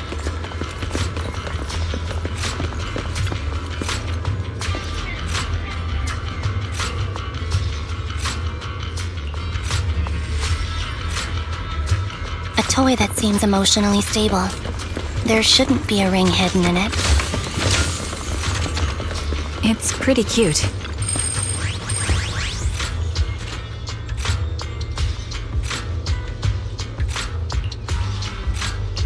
It's a fancy lunchbox? I wonder if its owner is safe and sound.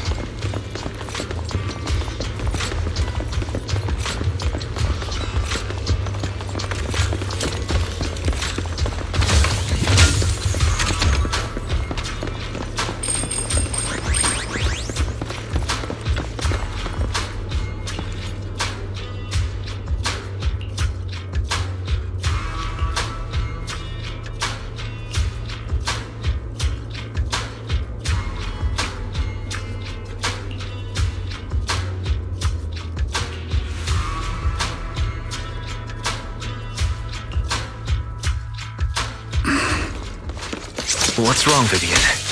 You seemed worried for a while now. I'm worried about Sienna. Her location should still be safe. I hope so.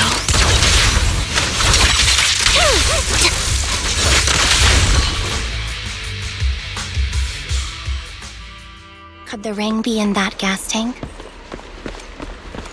Good thing this gas tank is empty.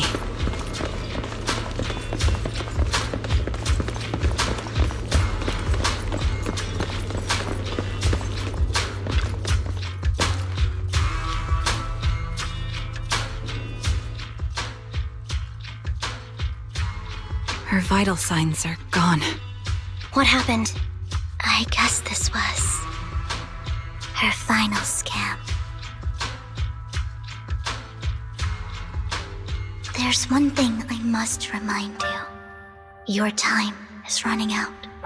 I'm not sure how you can tell, but you're right. I'm going to die in here.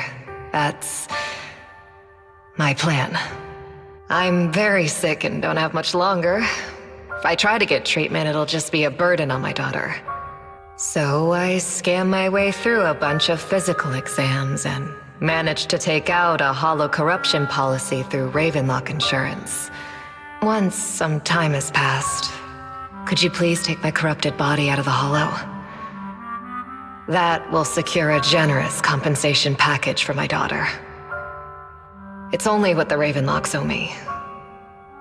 A pity, yes. But it's the only way I can squeeze it out of them. What makes you think that will help you? I just trust you will. I'm just awfully sorry you had to get involved in this. But it's something I must do. I have to leave something behind for my girl. I have to give her a chance at life. If it's okay, could you also please pass a message to Mira for me? Tell her, don't worry. Even if Mommy's body is corrupted, withers away, and turns to dust, my love for you will always be there. Thank you. You're a good kid.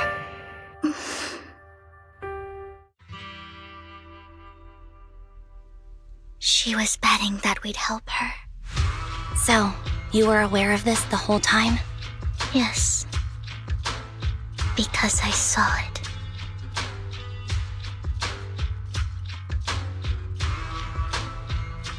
You might not believe me, but I've had this ability to see the future since I was a little girl. But the things I see are always something bad. Plagues, deaths, disasters. That's all I've ever been able to see. It's all that kid's fault! She's seriously jinxed. I always try to avoid her. Otherwise, she'll say something rotten that ends up coming true again.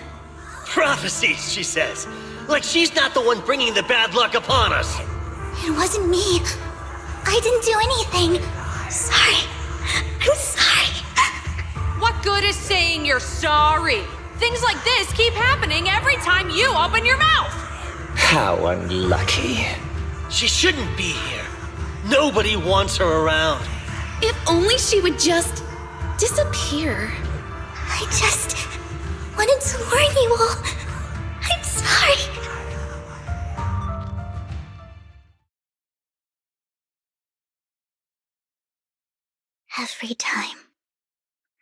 Every time it's the same. In the end, There's nothing I can change.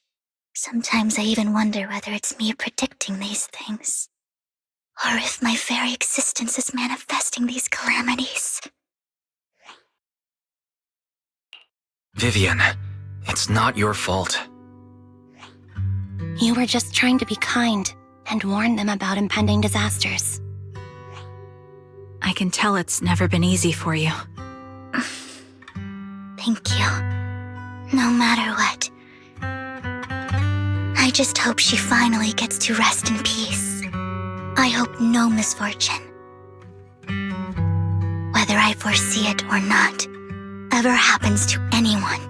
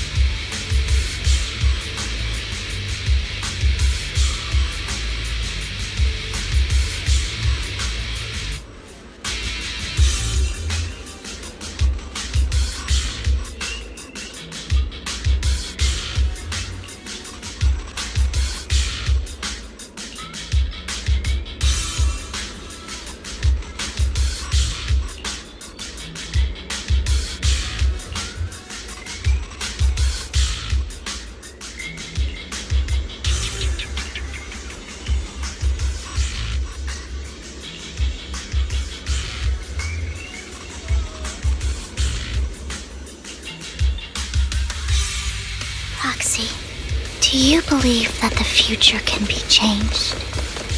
That's quite the sudden question. In my memories, this has happened countless times already. Why can I only see these misfortunes? Why can't I even have a sliver of happiness? Recalibrating.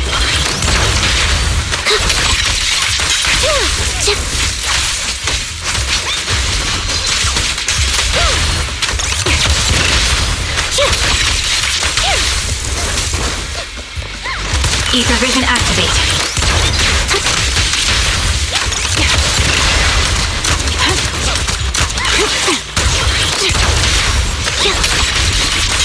Roxy, the fissure that we're looking for is up ahead.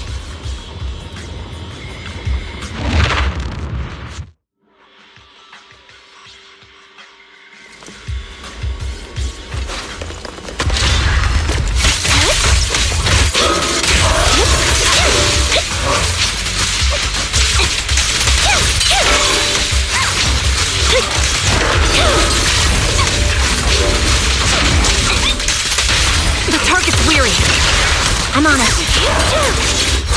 Resolve.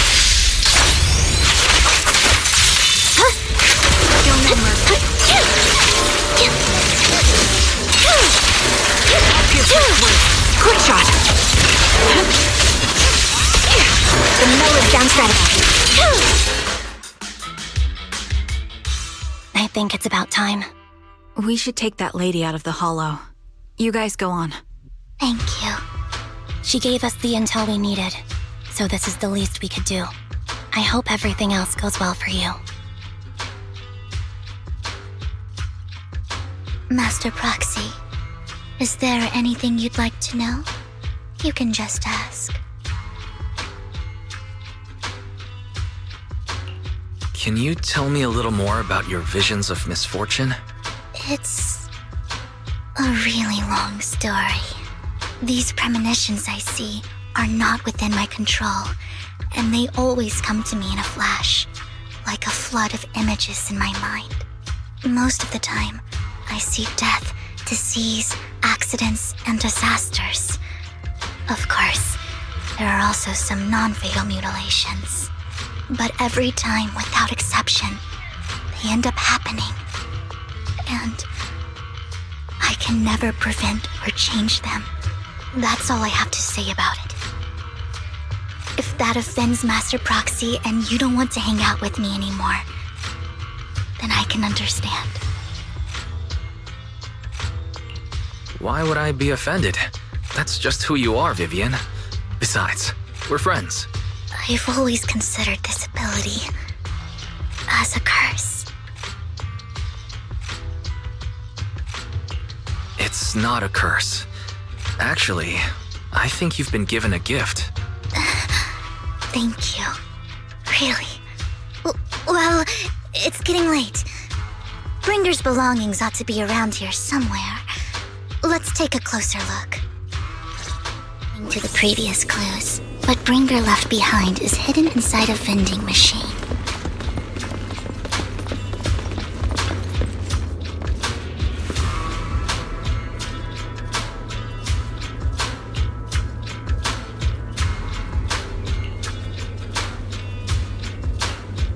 Looks like it isn't in here.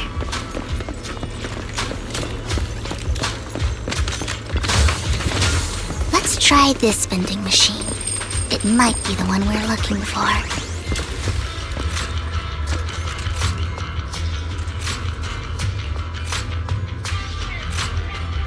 Strange, there's nothing in here.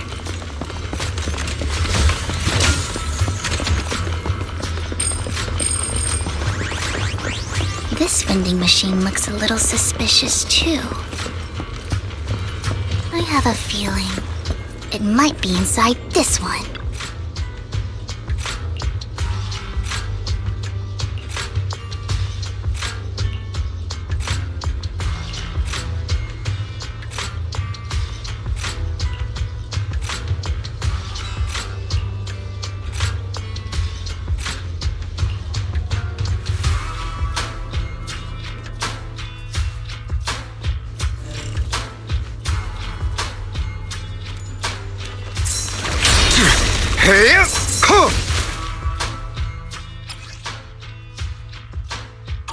This is it. This notebook is what Bringer left behind. But I don't know what these markings on it mean.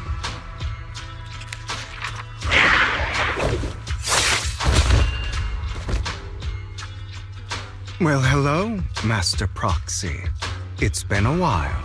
Oh, don't give me that scandalized look. I did just save your lives. I would have protected the proxy even if you hadn't appeared. I'm sure of it, but I happen to be in the area. Worry not, dear companion. I have complete confidence in your strength. Hang on. Did you say companion? So you two know each other? Apologies. I didn't have a chance to mention it before. I'm actually part of the Phantom Thief Syndicate, Mockingbird. That's right. I was only able to slip in during the auction thanks to some help from Vivian backstage. So the whole time you were only bidding on the collections so you could get backstage and tamper with things? I warned you before. You can't rely on appearances. Don't worry, Master Proxy. We don't have any ulterior motives here. As you've probably heard, Mockingbird is a renowned Phantom Thieves syndicate in New Eridu that, despite its longevity, has managed to maintain the secrecy of its members' identities to this day. So, disclosing our identities to you is essentially the highest sign of good faith that a Mockingbird Phantom Thief can show. I guess that makes sense. Your trust is most appreciated.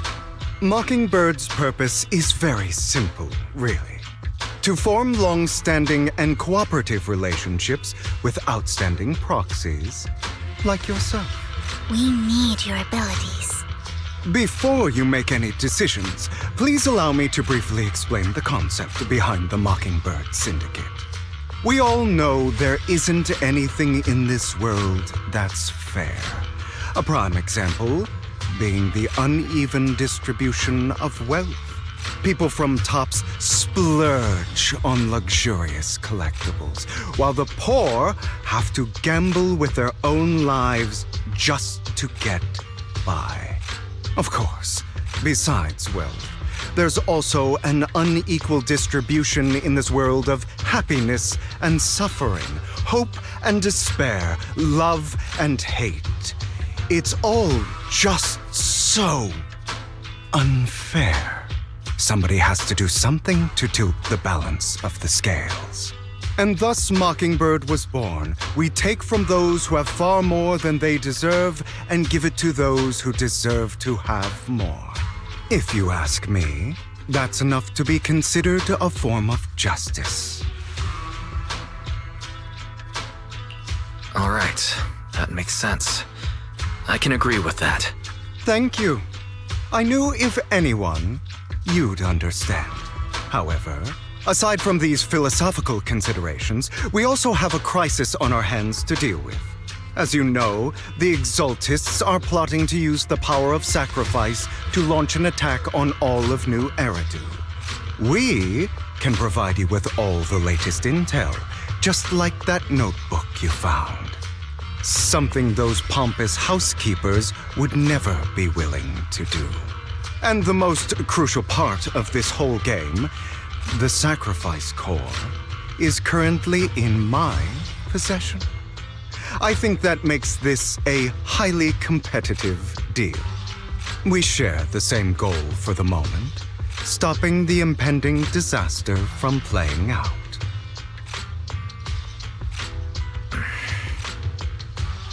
I need some time to think about it. How about this? If you still have misgivings about our upcoming cooperation, then why don't you bring Lycon along with you? He's got the support of the mayor's office behind him, and his presence alone is enough to keep me in check. That would put you more at ease, right?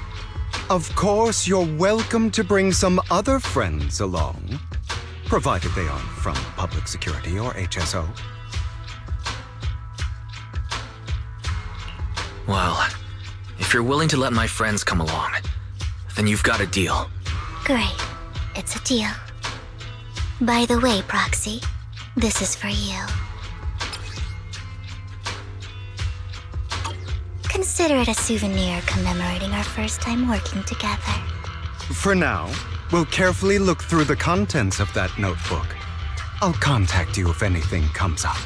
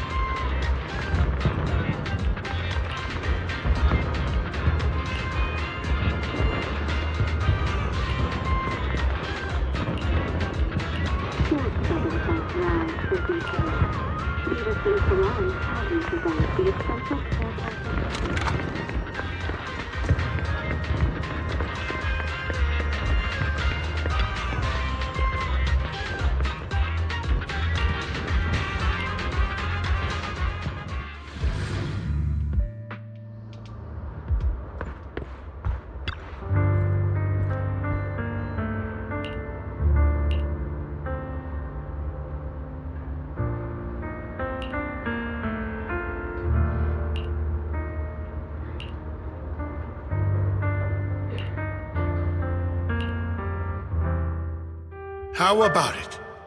Will you work with me? Correct. Let me be honest with you. I have the sacrifice core that you're after. I am Mockingbird. So it's you. I never thought you'd be so bold as to come see me alone.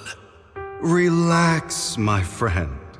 As you know, if I can sneak into such a heavily guarded auction, then naturally, I can just as easily slip away right now. I'm here with the sincere intention to seek cooperation. I can give you that sacrifice core. And what do you want in return? Wealth, glory, power.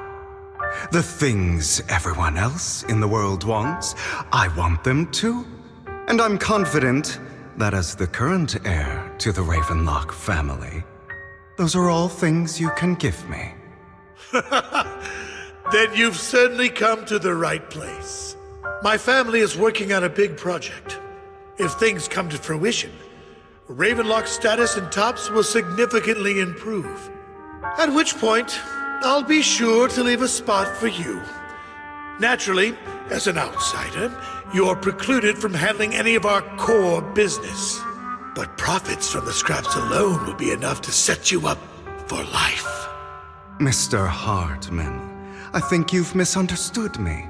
I have no intention of joining the Ravenlock family. In fact, I have an art gallery under my name that does pretty well for itself. I was hoping you could recommend me for Tops. You want to join Tops? That's easier said than done. Even for a family like ours, it would still require significant effort and... Just answer me yes or no. I don't think either of us can afford to waste time. I understand. Yes, you have my word. But in exchange, you'll have to give me the sacrifice core first. I'm sorry, but I'm afraid I can't. I've already hidden it somewhere safe, a place nobody else but me knows. You don't want to put all your chips on the table when dealing with Tops. I know that far too well. Then that means I also need to keep an eye out when working with the infamous Mockingbird, right? Mr. Hartman, I should remind you that I stand before you undisguised.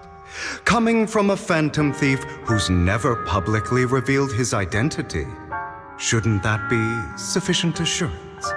If I betray you, then you merely need to lift a finger to wipe me from the face of this world.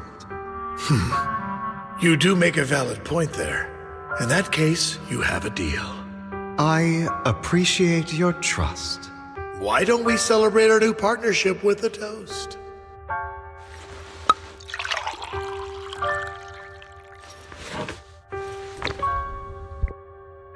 Having a drink before undertaking anything important is a family tradition. It's good luck. As an outsider, it's a real honor. By the way, you aren't the only member of your organization, are you? Shouldn't all your companions agree to this deal first? You don't have to worry about that. I'll make sure she agrees. Otherwise, I'll get rid of her too. Seems you'll do whatever it takes to get things done. Great things lie ahead for someone like you.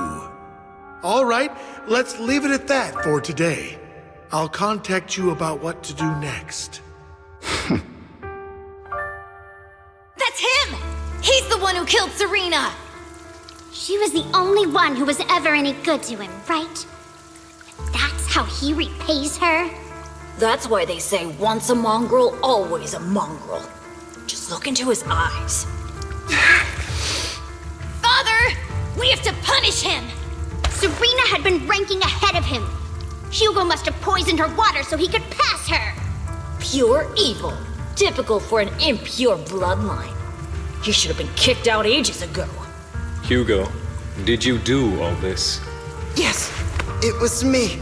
I killed her. He admitted it! Father, he must be expelled.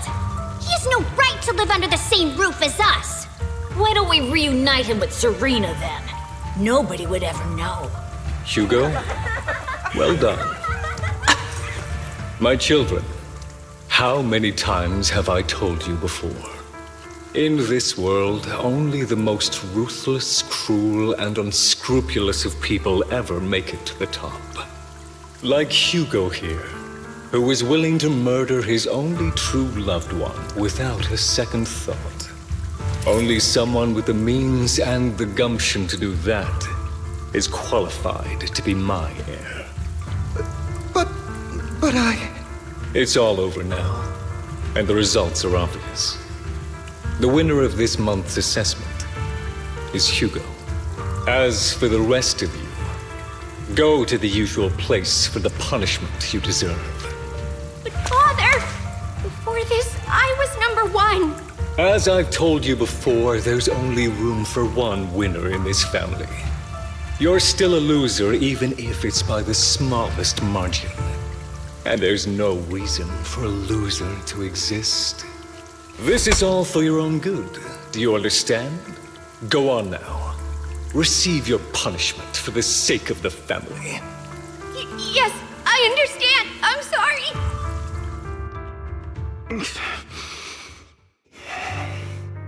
That really brought up some unpleasant memories. It won't be long.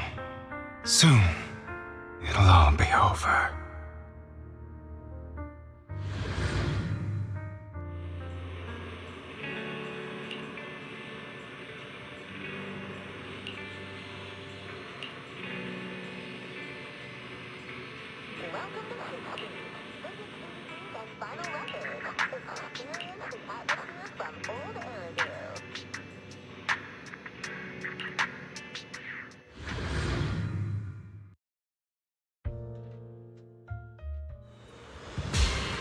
Thank you for escorting me here, Proxy.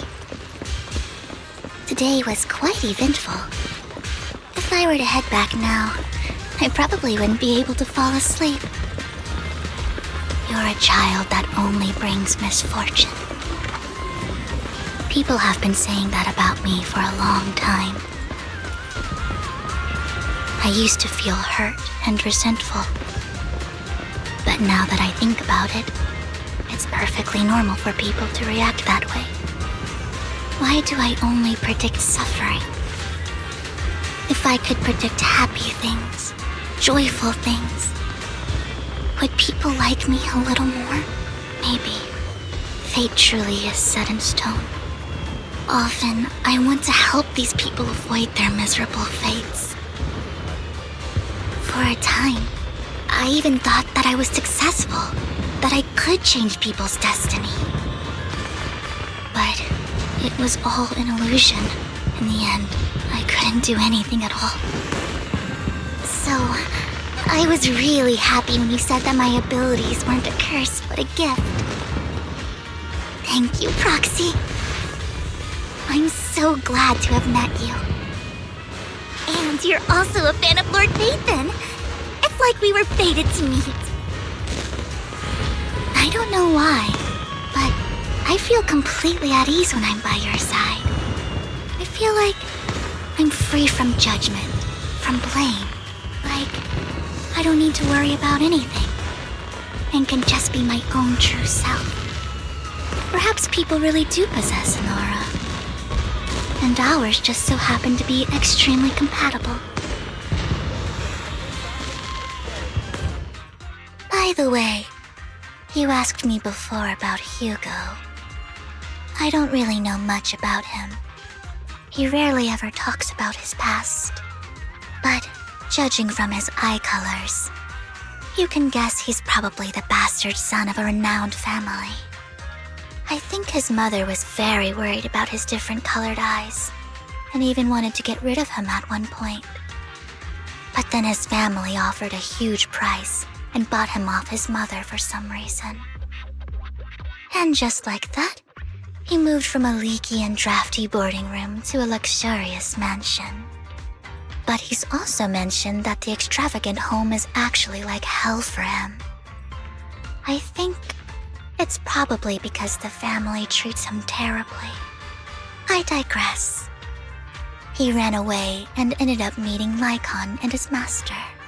After that, they formed Mockingbird together and experienced a rare period of happiness. Until Lycon's betrayal. So, what's your take on Hugo? I imagine I would still be wandering around now if I had never met him. To me, Hugo is just like an older brother. I've always felt as though he's carrying some heavy burden with him. But that's a secret he's kept to himself. Something he'll never tell me.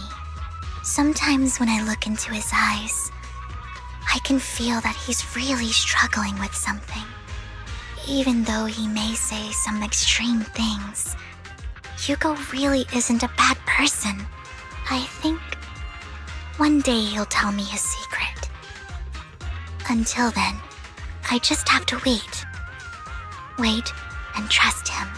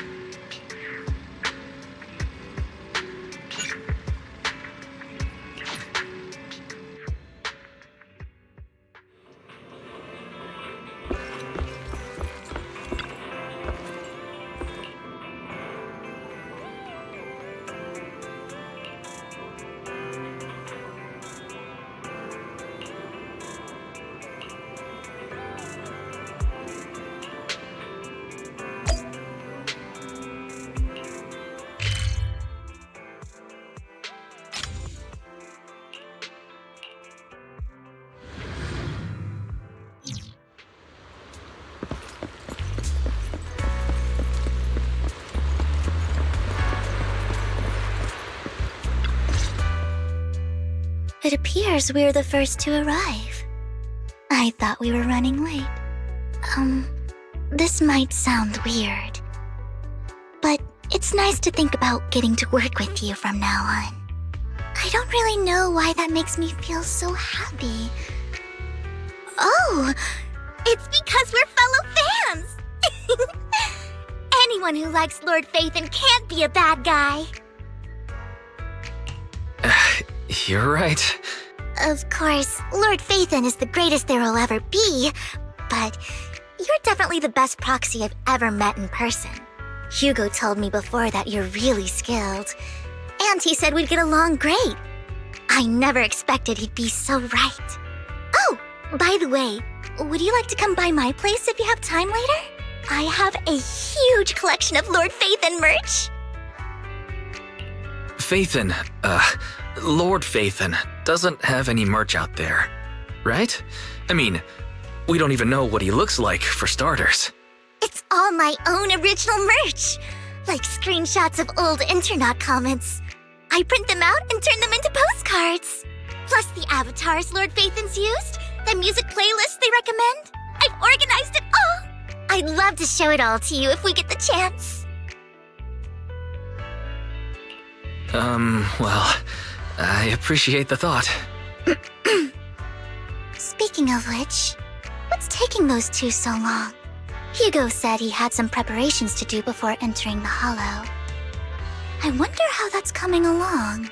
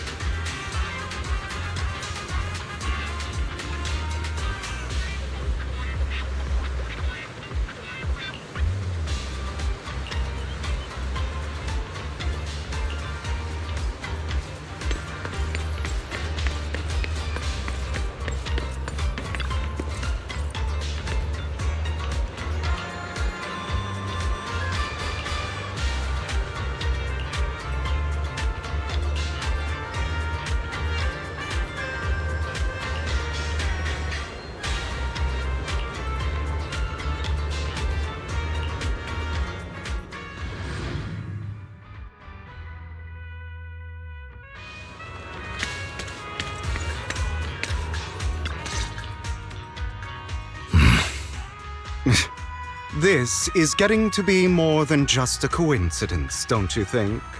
Or perhaps you are actually stalking me. If I was stalking you, you wouldn't ever know. Overconfident as always. You haven't changed at all.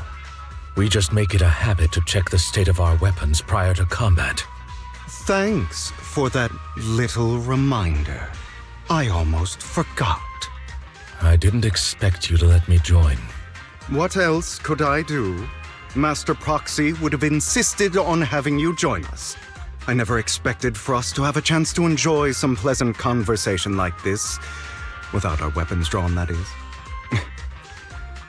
It really has been too long. I still remember when we first established Mockingbird. Indeed. That was a long time ago. Thankfully, Jack went in peace. He must have known about his condition for some time. He even left us with instructions. Passing peacefully in your sleep is the most natural way to go. I'm happy for him. By the way, Lycon, have you given it any thought yet? You mean about our guild for Phantom Thieves? Yeah. It's time for us to build an organization of our own. Jack always supported the idea, didn't he? I don't have any objections. But what should we call it then? How about Mockingbird? It's a bird known for mimicking the calls of others to blend in. The same way we don high society roles for ourselves when we're out on a mission. Oh, oops. I nearly forgot. You're a terrible actor, and you're always flubbing your lines. I guess we can rule out that name, then. No, call it Mockingbird. We're always just putting on an act, aren't we? I won't slip up on our next mission. Besides, we still ran missions together even when we didn't have a name. Having one now won't really make a difference. No. It does make a difference, Lycon. And I don't just want a name. I want Mockingbird to become a symbol, like the sword of Damocles hanging over everyone's heads, striking fear into the hearts of the rich and cruel whenever they hear the name. Just like Jack used to say, this world isn't fair. So that's why we have to influence it however we can, and change things in our own way. But on the basis of not causing harm to other people's lives. That's also what Jack used to say. You remember, don't you? Of course I remember. All right. I promise. That sounded pretty forced. Don't forget, things don't end well for people who break their oaths. I'm good for my word. You must trust your fellow companions. That's also something Jack would say. Well then, today's the day that Mockingbird will officially start flying. Our first order of business, deciding on our symbol.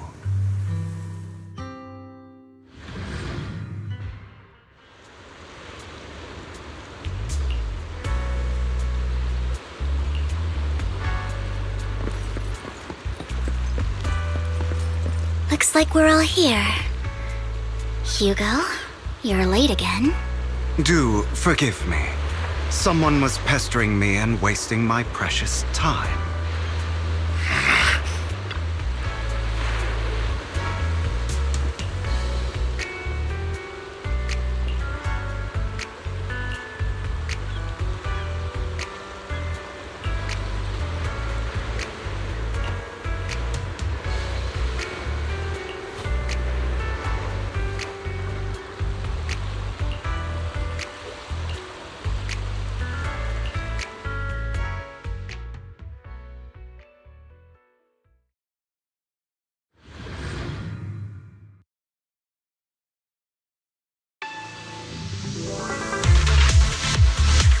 I didn't expect the coordinates in Bringer's notes to lead here.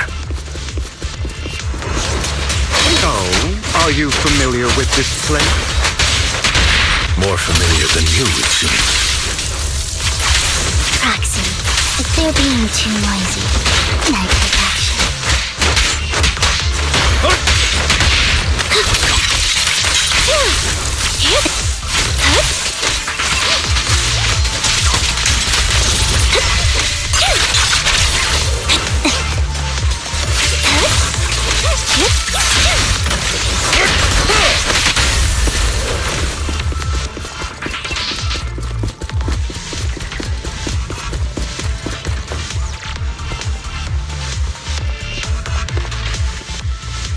I don't enjoy obstacles in my path.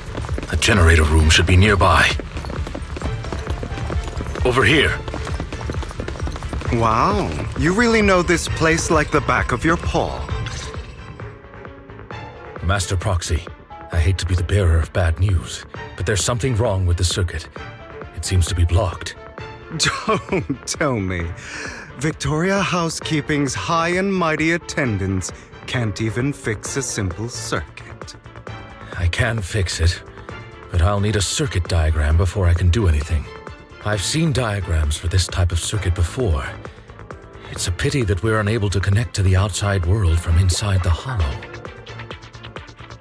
Just leave that problem to me. Wise, I just sent an image of a circuit diagram to you. Have a look. Thank you very much, Master Proxy. Now then, let's start repairing this circuit.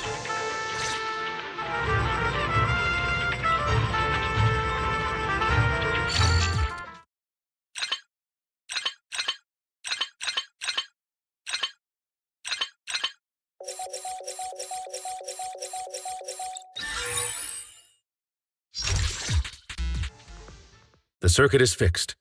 We should now be able to open that door. Wait up. Wait a second. Something just doesn't add up. It's all coming together now. Communicating with the outside world from within a hollow. And getting that circuit diagram. In theory, there's only one person who could ever do that. Could it be You're Lord Phaethon? Impossible. There's no way. But then again, only Phaethon could have done that. I mean, you're an incredible proxy, sure. And you're a good person. But could you really be Lord Phaethon? Sorry, no. You've got the wrong person. Really? But my instincts are telling me that you have to be Phaethon. Unbelievable. Lord Phaethon, I've been your biggest fan for years now. Goodness me, Lord Phaethon was right in front of me all along, and I had no idea. This is like a dream. Could you... I mean, if you're willing, could you please give me an autograph and a group photo and... Anything you want, but let's get out of the hollow first, alright? Oh, okay. Sorry, guess I got a little too excited. Anyone would be enraptured meeting someone they admire that much. Yeah, if I ever met my favorite movie director, I'd be the same. We should keep moving. This isn't the best place for idle chit-chat.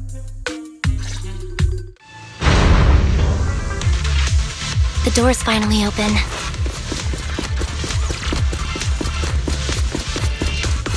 The proxy is Phaethon. Phaethon is the proxy. This is a dream. I never went to wake up.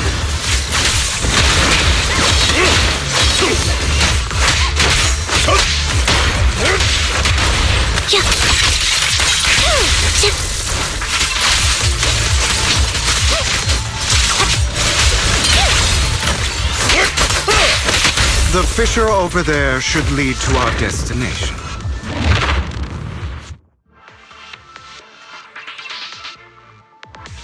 There are more ethereals around. Please be...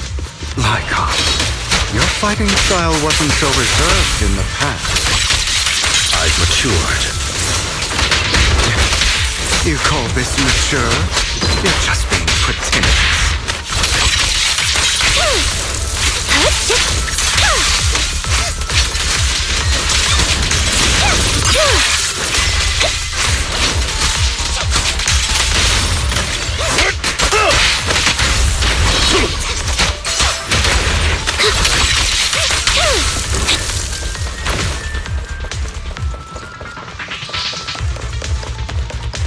A difficult foe, that one. Let us leave this place at once. Ensuring Master Proxy's safety is our highest priority. I won't let anything happen to you, Lord Phaethon. Resolve.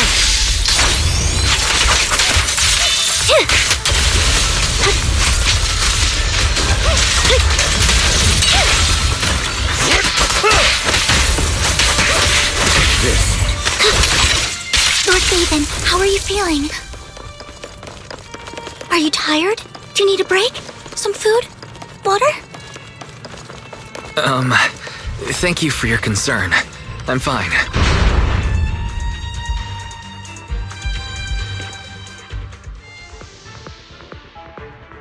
Master, a complex mechanism has been detected ahead.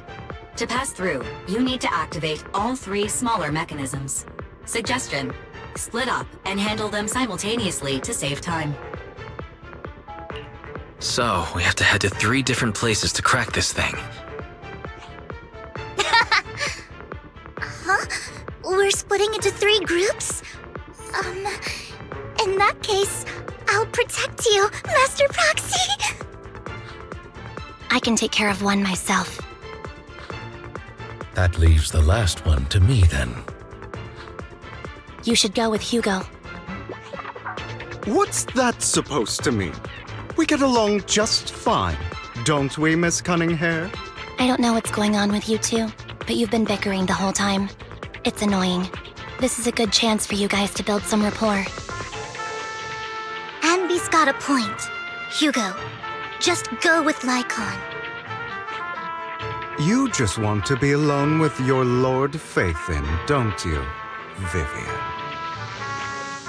Huh? That's not it! All right, sounds like a plan. It's all decided then. If Master Proxy says so, then sure. But, Lycon, you better not slow me down. I really want to recommend you two some movies for a crash course on teamwork.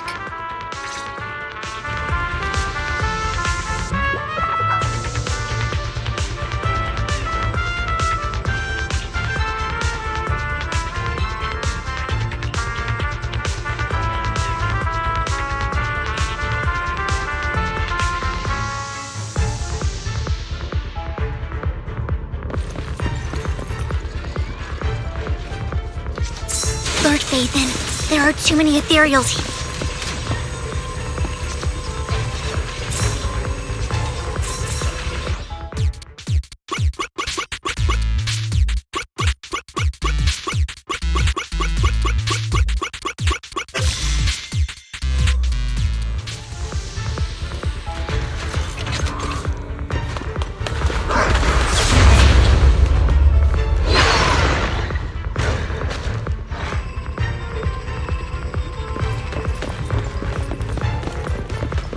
Lord Faithin, seems like we both need to press down on these mechanisms at the same time.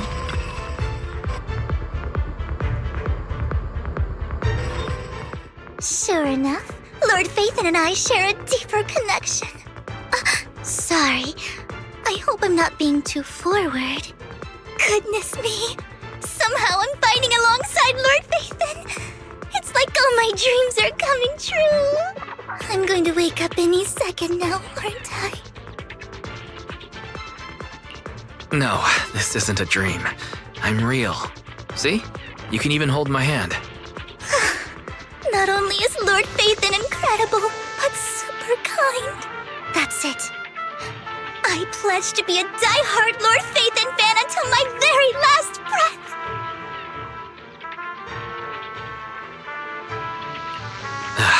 I'm happy to hear that. Don't get me wrong, but why do you like Faithin so much, Vivian? Lord Faithin is my light, the one who saved me in my darkest and most desperate times. Like a deity who rescued me. You probably don't remember, but you really did save me that day. Wow, it's so embarrassing to say all this in front of you. Sorry, I hope I'm not bothering you too much. No, you're not a bother at all. Thank you for your loyal support. I should be the one thanking you. Just being able to see Lord Faithin makes me the luckiest person in the whole world. Sorry to keep babbling like this. I wonder how the others are doing. I'm sure Anby will be able to manage. She's great at this kind of stuff. But as for Hugo and Lycon, let's just hope they don't get into a fight with each other. There are too many ethereals here. Though, it's not a huge problem.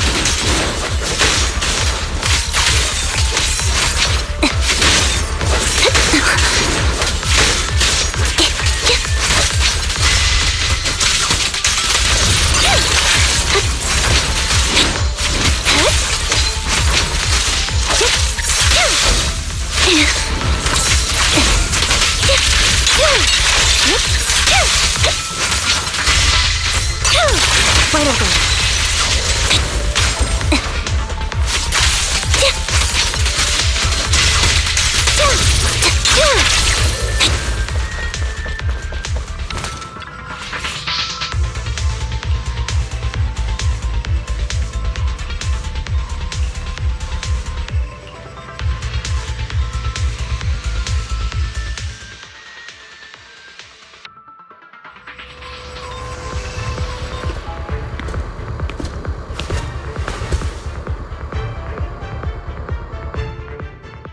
So, we have to cooperate to solve this problem. That's a real shame. I have no intention of arguing with you right now. Master Proxy and Miss Vivian are elsewhere, and we must rendezvous with them post-haste. What a coincidence. That's exactly what I was thinking. Just this once, we should trust each other. For the proxy. I have no objections. Very well. Then you'd better keep your word. I know you've never fully trusted me, Lycon. Even before it all fell apart.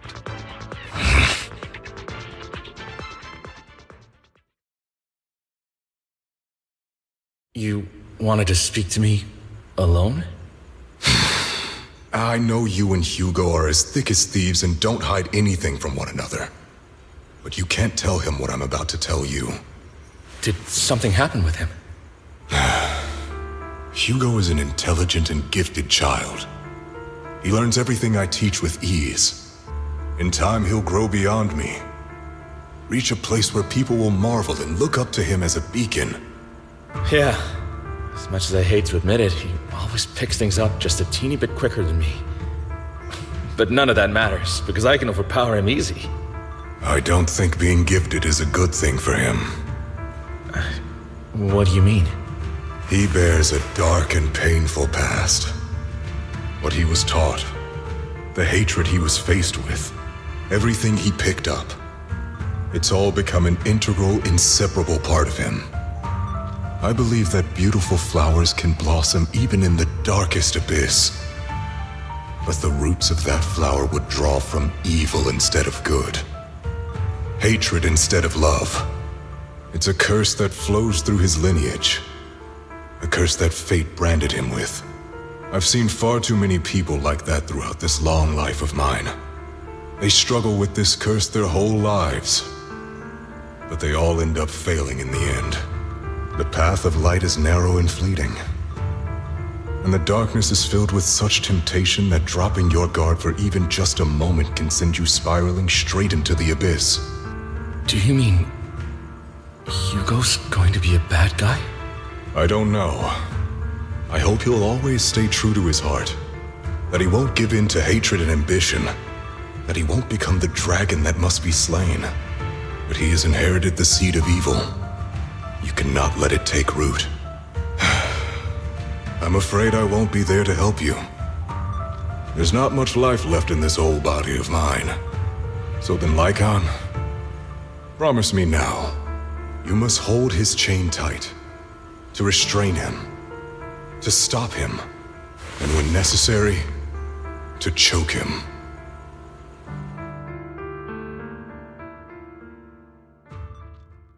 You've become slow. Or maybe you've been on guard against me this whole time, and that's what's slowing you down. Looks like I was right. Lycon, I hope you're aware that the one who betrayed Mockingbird and went to work for the Mayflowers was you. Not me. I would never betray my companion. I don't wish to repeat myself, but you should not break our oath. That's the path I've chosen, and I'm going to stick to it. But you know that path will lead you the wrong way.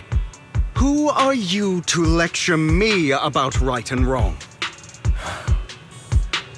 I believe any path that makes you feel pain must be the wrong one.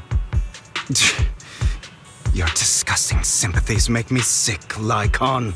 There's only ever been one person who can kill me or save me, and that is me.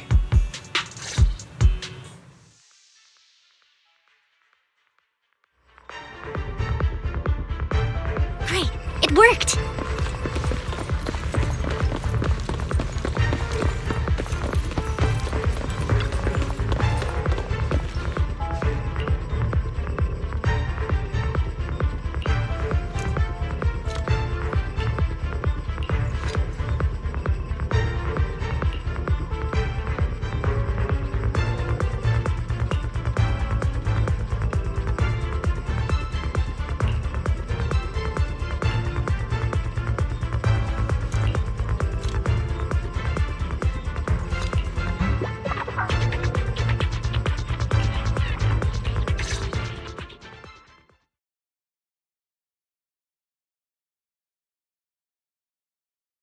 That was loud.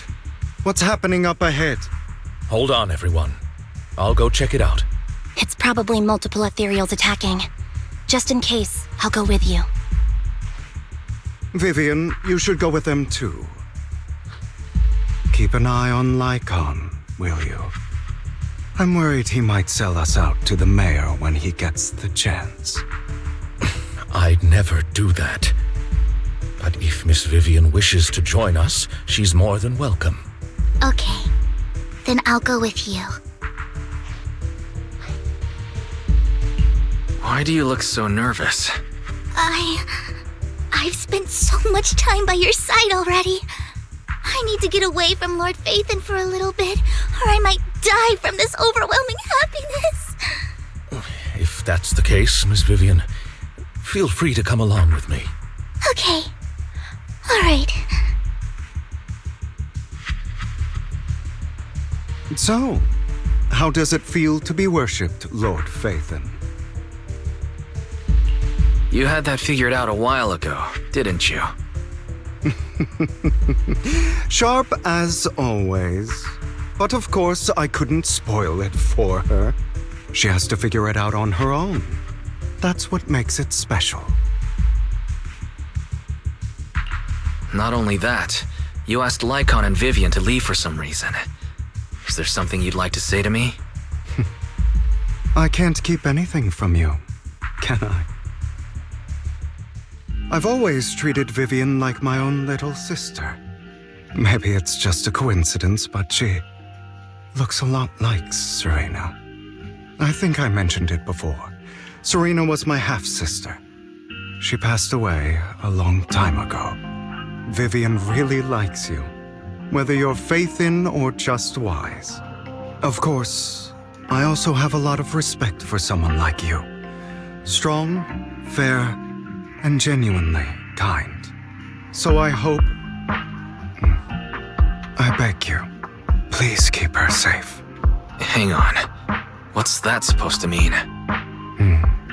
Think of it as the last bit of conscience I have left. A kid as pure as her. She should stay alongside someone who walks in the light. Like you. Not even Vivian can agree with all my beliefs. One day we'll go our separate ways. Your beliefs? What do you mean exactly? You probably heard from Lycon. We swore an oath when we started Mockingbird. We swore to use our own hands to right the wrongs in this world. But never, under any circumstances, would we take another human life. I stayed true to my words. Until my father, the man I hated, stood right before me. I could have ended his life easily, but I hesitated. I remembered that damned oath and their repeated attempts to convince me I didn't do it. Because of that, innocent people died. All because of him. If I'd killed him first, then none of those tragedies would have happened. People like him don't deserve to live. After that, I realized sometimes taking one life really can save countless others.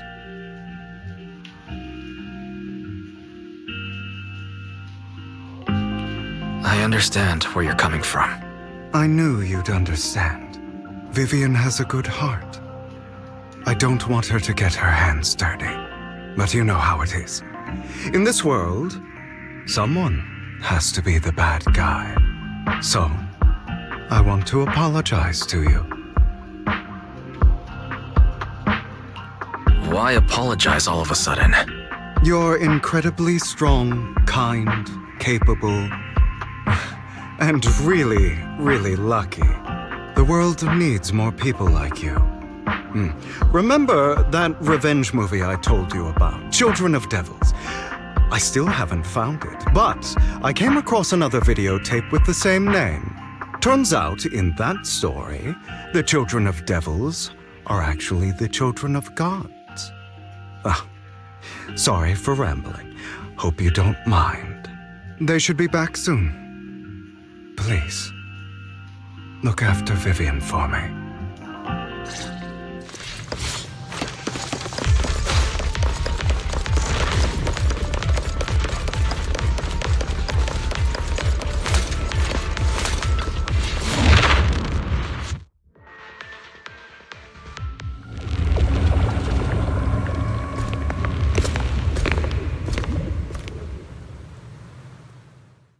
What is this?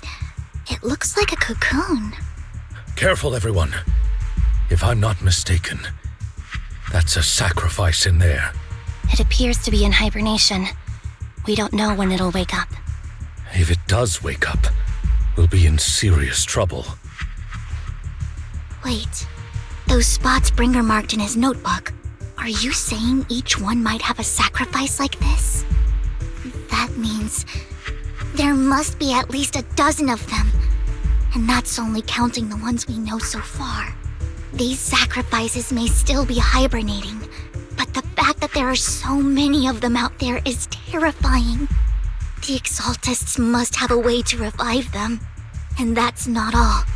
These sacrifices can exist outside the Hollows. If they make their way into populated areas, I'm afraid it will lead to a catastrophic disaster likened to the fall of the old capital. That's almost certainly what they meant by vengeance against all New Eridu. Let's find a way to get rid of these sacrifices. We can't let the Exaltists have them. Thank you for helping me find this sacrifice. But sorry, kids. You won't be the ones to keep it.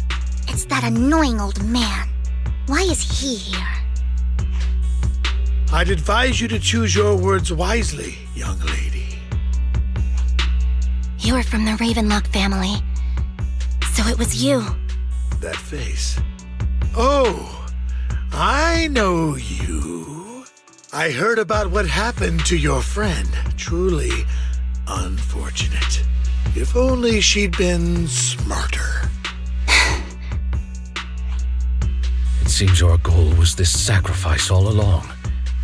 You've been tailing us, haven't you? Keeping your distance so that I wouldn't notice. As expected of a Wolf Thyran, you are very perceptive.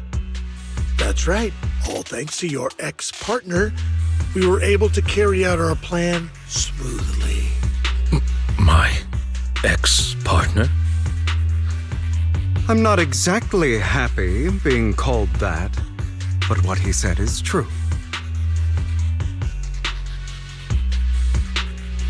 Wait, Hugo, what do you mean? I made a deal with Mr. Hartman in advance. So, would you kindly step aside and let us have this sacrifice? Of course, you can choose to refuse, but if you do, then I'll have to take coercive measures. What did you offer him?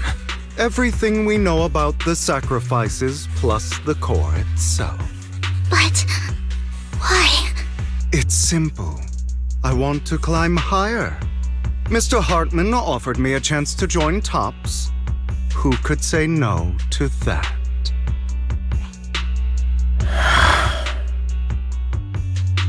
No.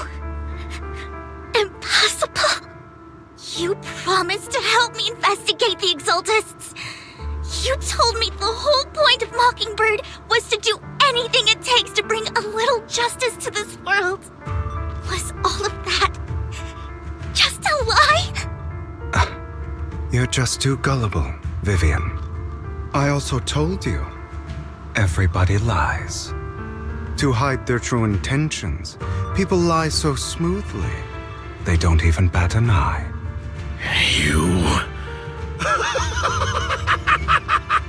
What a wonderful show of betrayal and backstabbing! Bravo! I've got no interest in your little feud. But would you all be so kind as to step aside? My men still have some delicate handiwork to do.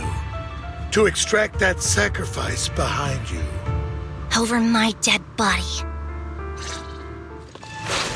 Hugo, Why in the world would you do that? Instead of wasting your time on idle chatter, why not focus your energy on the battle ahead? Your plans will never succeed. It's useless. Don't you get it? You're not just going against the people in front of you. You're not going against me. Rather, the entire Ravenlock family, even the whole of Tops. There's no chance of victory for you.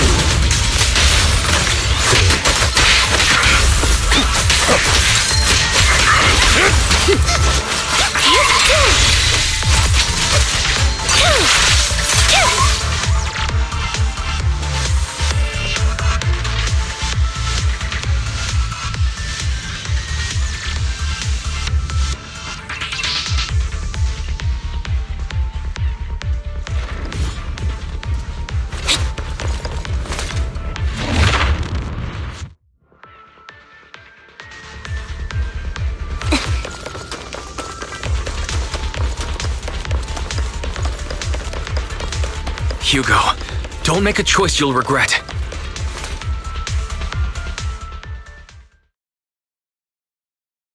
Oh, you guys are such a pain. Hugo, stop standing around. Time for you to act. We had a deal. Give me the sacrifice core now. Did we? I don't remember. I imagine this is your favorite kind of entertainment. Watching allies betray each other, suspicion festering until it all turns to bitter hatred. Seeing people tear each other apart like wild beasts, just like your decaying family.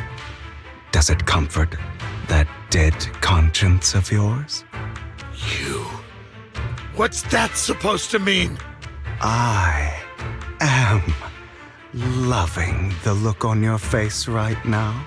Right when you think you've succeeded, I'm here to tell you it was all fake. None of it was real. Let this pain sink in. It's karma for what you did to me back then. You're insane. I have no idea what you're talking about. You still don't recognize me, do you? Let me give you a little hint.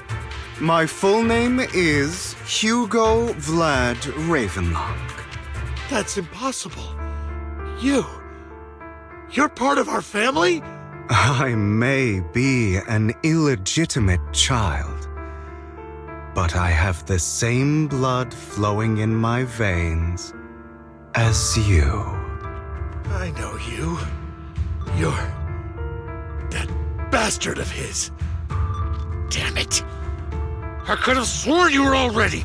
My dear uncle, you were never worthy of your position. You have no claim to the Ravenlock lineage. You may have killed all of my father's other children, but sorry to disappoint, I'm still alive. I am the true heir to the Ravenlock family. You're a bastard. You have no right to inherit the family. That's not for you to decide. Master Edmund is very supportive of my claim. Edmund? That's impossible. You weaseled your way into Top's inner circle? Master Edmund doesn't care who achieves his goal. In other words, he'd happily let me take over the Ravenlock family, as long as I'm more competent than you. This can't be! You don't know the family's real secret! I know a lot more than you think, including everything that you've done. Just give up. You never even stood a chance. Damn it. This was all fake, right? You were just putting on an act to fool this old man, right? I actually fell for it. Don't do that again. At least give us a heads up next time. Vivian, everything I did was to rightfully inherit the Ravenlock family. That part is true. Now, I'm going to kill this man who stole what was never his. I'll make sure he can never be a threat again. You can't kill him. We still need information from him on the sacrifices and the Exaltists. You must be misunderstanding something, Lycon. Just like you chose the mayor, I chose Tops. At least for now, Tops has the same interests as me. I'm not going to harm my own self-interests. Be it intel on the sacrifices or the core itself. I'm handing everything over to Master Edmund. Why? I just want to take back what's mine. If fate is not willing to give me justice, then I'll just have to seize it with my own hands. Stealing, robbing, lying, or betraying. I'll do whatever it takes. Even if it means selling your soul to the devil? You know about the power struggle between Tops and City Hall. Those elites at Tops would be only too happy to see the Exaltists plotting a grand attack on New Eridu using sacrifices. That would severely harm the Mayflower's reputation and approval rating in New Eridu. And that's exactly what Tops wants to see. If that happens, countless people will die! I'm sorry it has to be this way, but I have to do this. I'm going to get everything Master Edmund wants. Inherit the Ravenlock name, climb to the top. And then I'll be able to change everything for good. For a permanent and absolute victory. We must endure the pain of cutting away rotten flesh. And persevere through the darkest hour before dawn. Someone has to do it. I don't agree. Sounds like some twisted logic to me. This is the path I've chosen. Without power, resources, or strength, we can't do anything. Mockingbird is the perfect example. All the talk about using our power to tip the scales of justice and hover over them like the sword of Damocles. It's just a delusion. In their eyes, we're nothing but annoying gnats. Mockingbird has never really changed anything or saved anyone. Never in the past, not now, and never will in the future. None of it matters. But even so, you shouldn't become the kind of person you hate. Sorry, Proxy. I know what you're trying to say. But this isn't some children's story of a dragon slayer becoming an evil dragon. Sometimes, to slay the dragon, you must first become one. With sharp claws, rending fangs, and strength enough to destroy anything. So I will bloody my hands. I will carry the weight of my sins. I will become the abyss.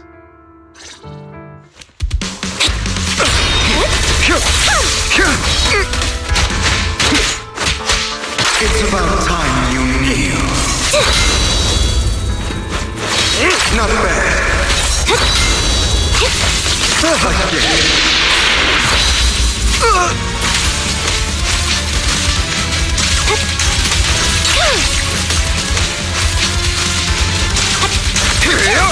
Back in control.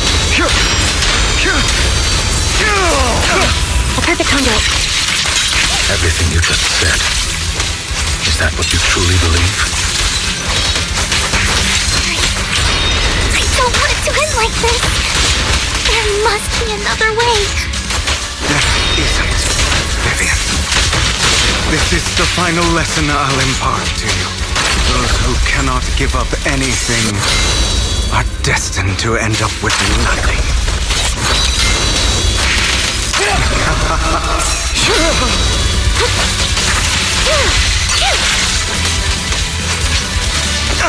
Truth be told, Proxy, I envy you.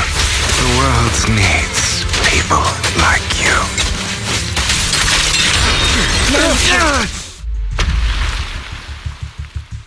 All right, you got me. But too bad. I have my own methods. What are you doing? Well then, make your choice. The sacrifice core, or your precious Faithin. I know you took it. Don't forget, I'm the one who taught you that. Okay, the core is yours. Just leave Lord Faithin alone. What a shame. Did you really think I'd keep my promise? That's right. This is the real me. What's the matter? Thinking of killing me? Didn't you say all life is precious? Drop your foolish facade. I knew it. You... He has inherited the seed of evil. Do not let it take root. When the time comes, you must be the one.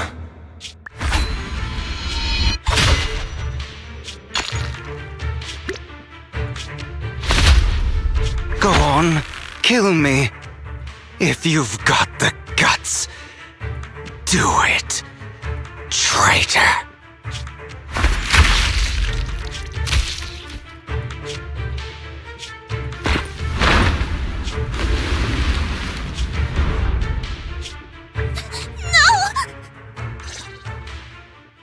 Master Proxy, are you okay? Are you hurt? Don't worry. I'm fine. I just didn't expect things to turn out like this. Lord Faithin, I'm sorry. I had no idea Hugo would do that to you. I'm so sorry. It's all right. No matter what, this isn't your fault, Vivian. If only I'd noticed sooner. I should have realized earlier.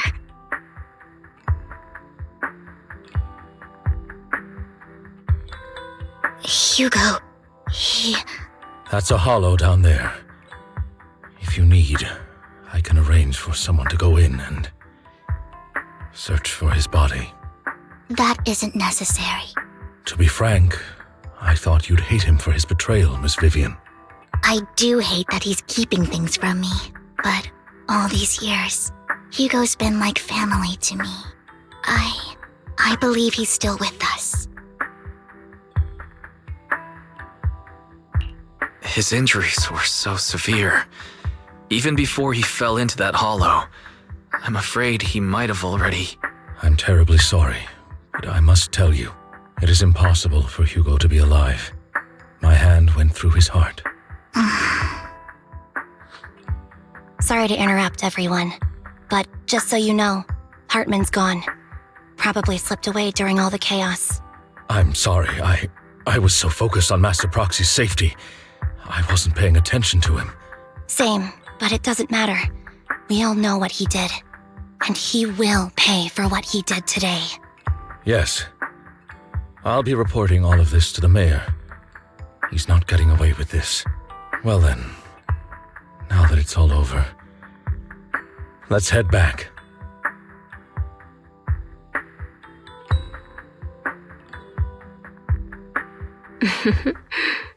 Another obstacle out of the way. She's going to be pleased about this. May the Creator guide us. Fear, suffering, despair, and destruction. That's the future I see. Lord Faithin.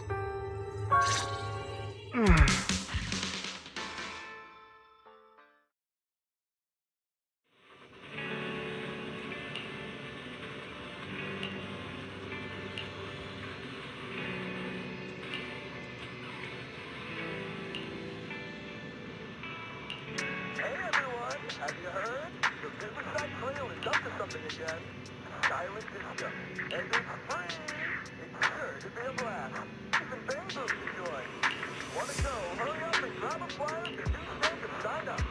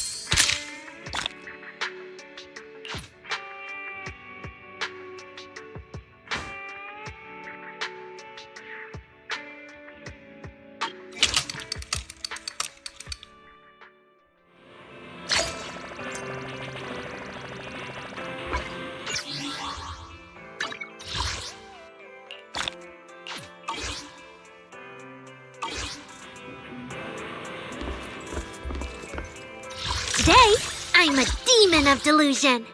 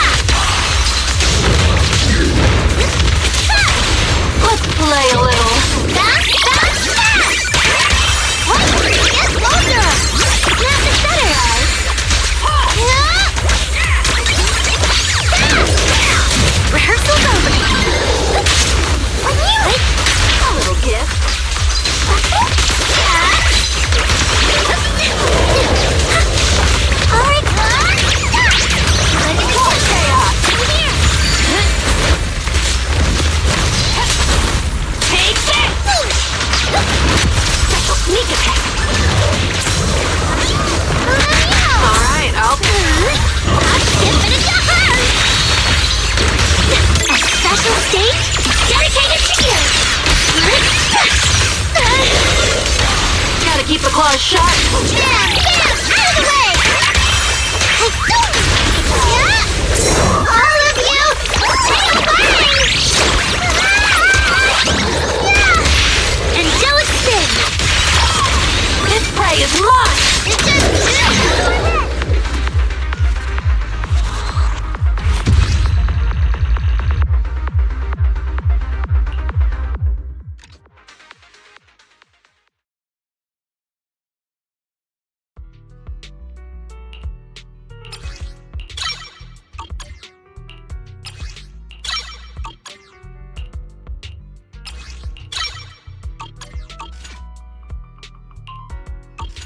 Today, I'm a demon of delusion. Safeguard the future.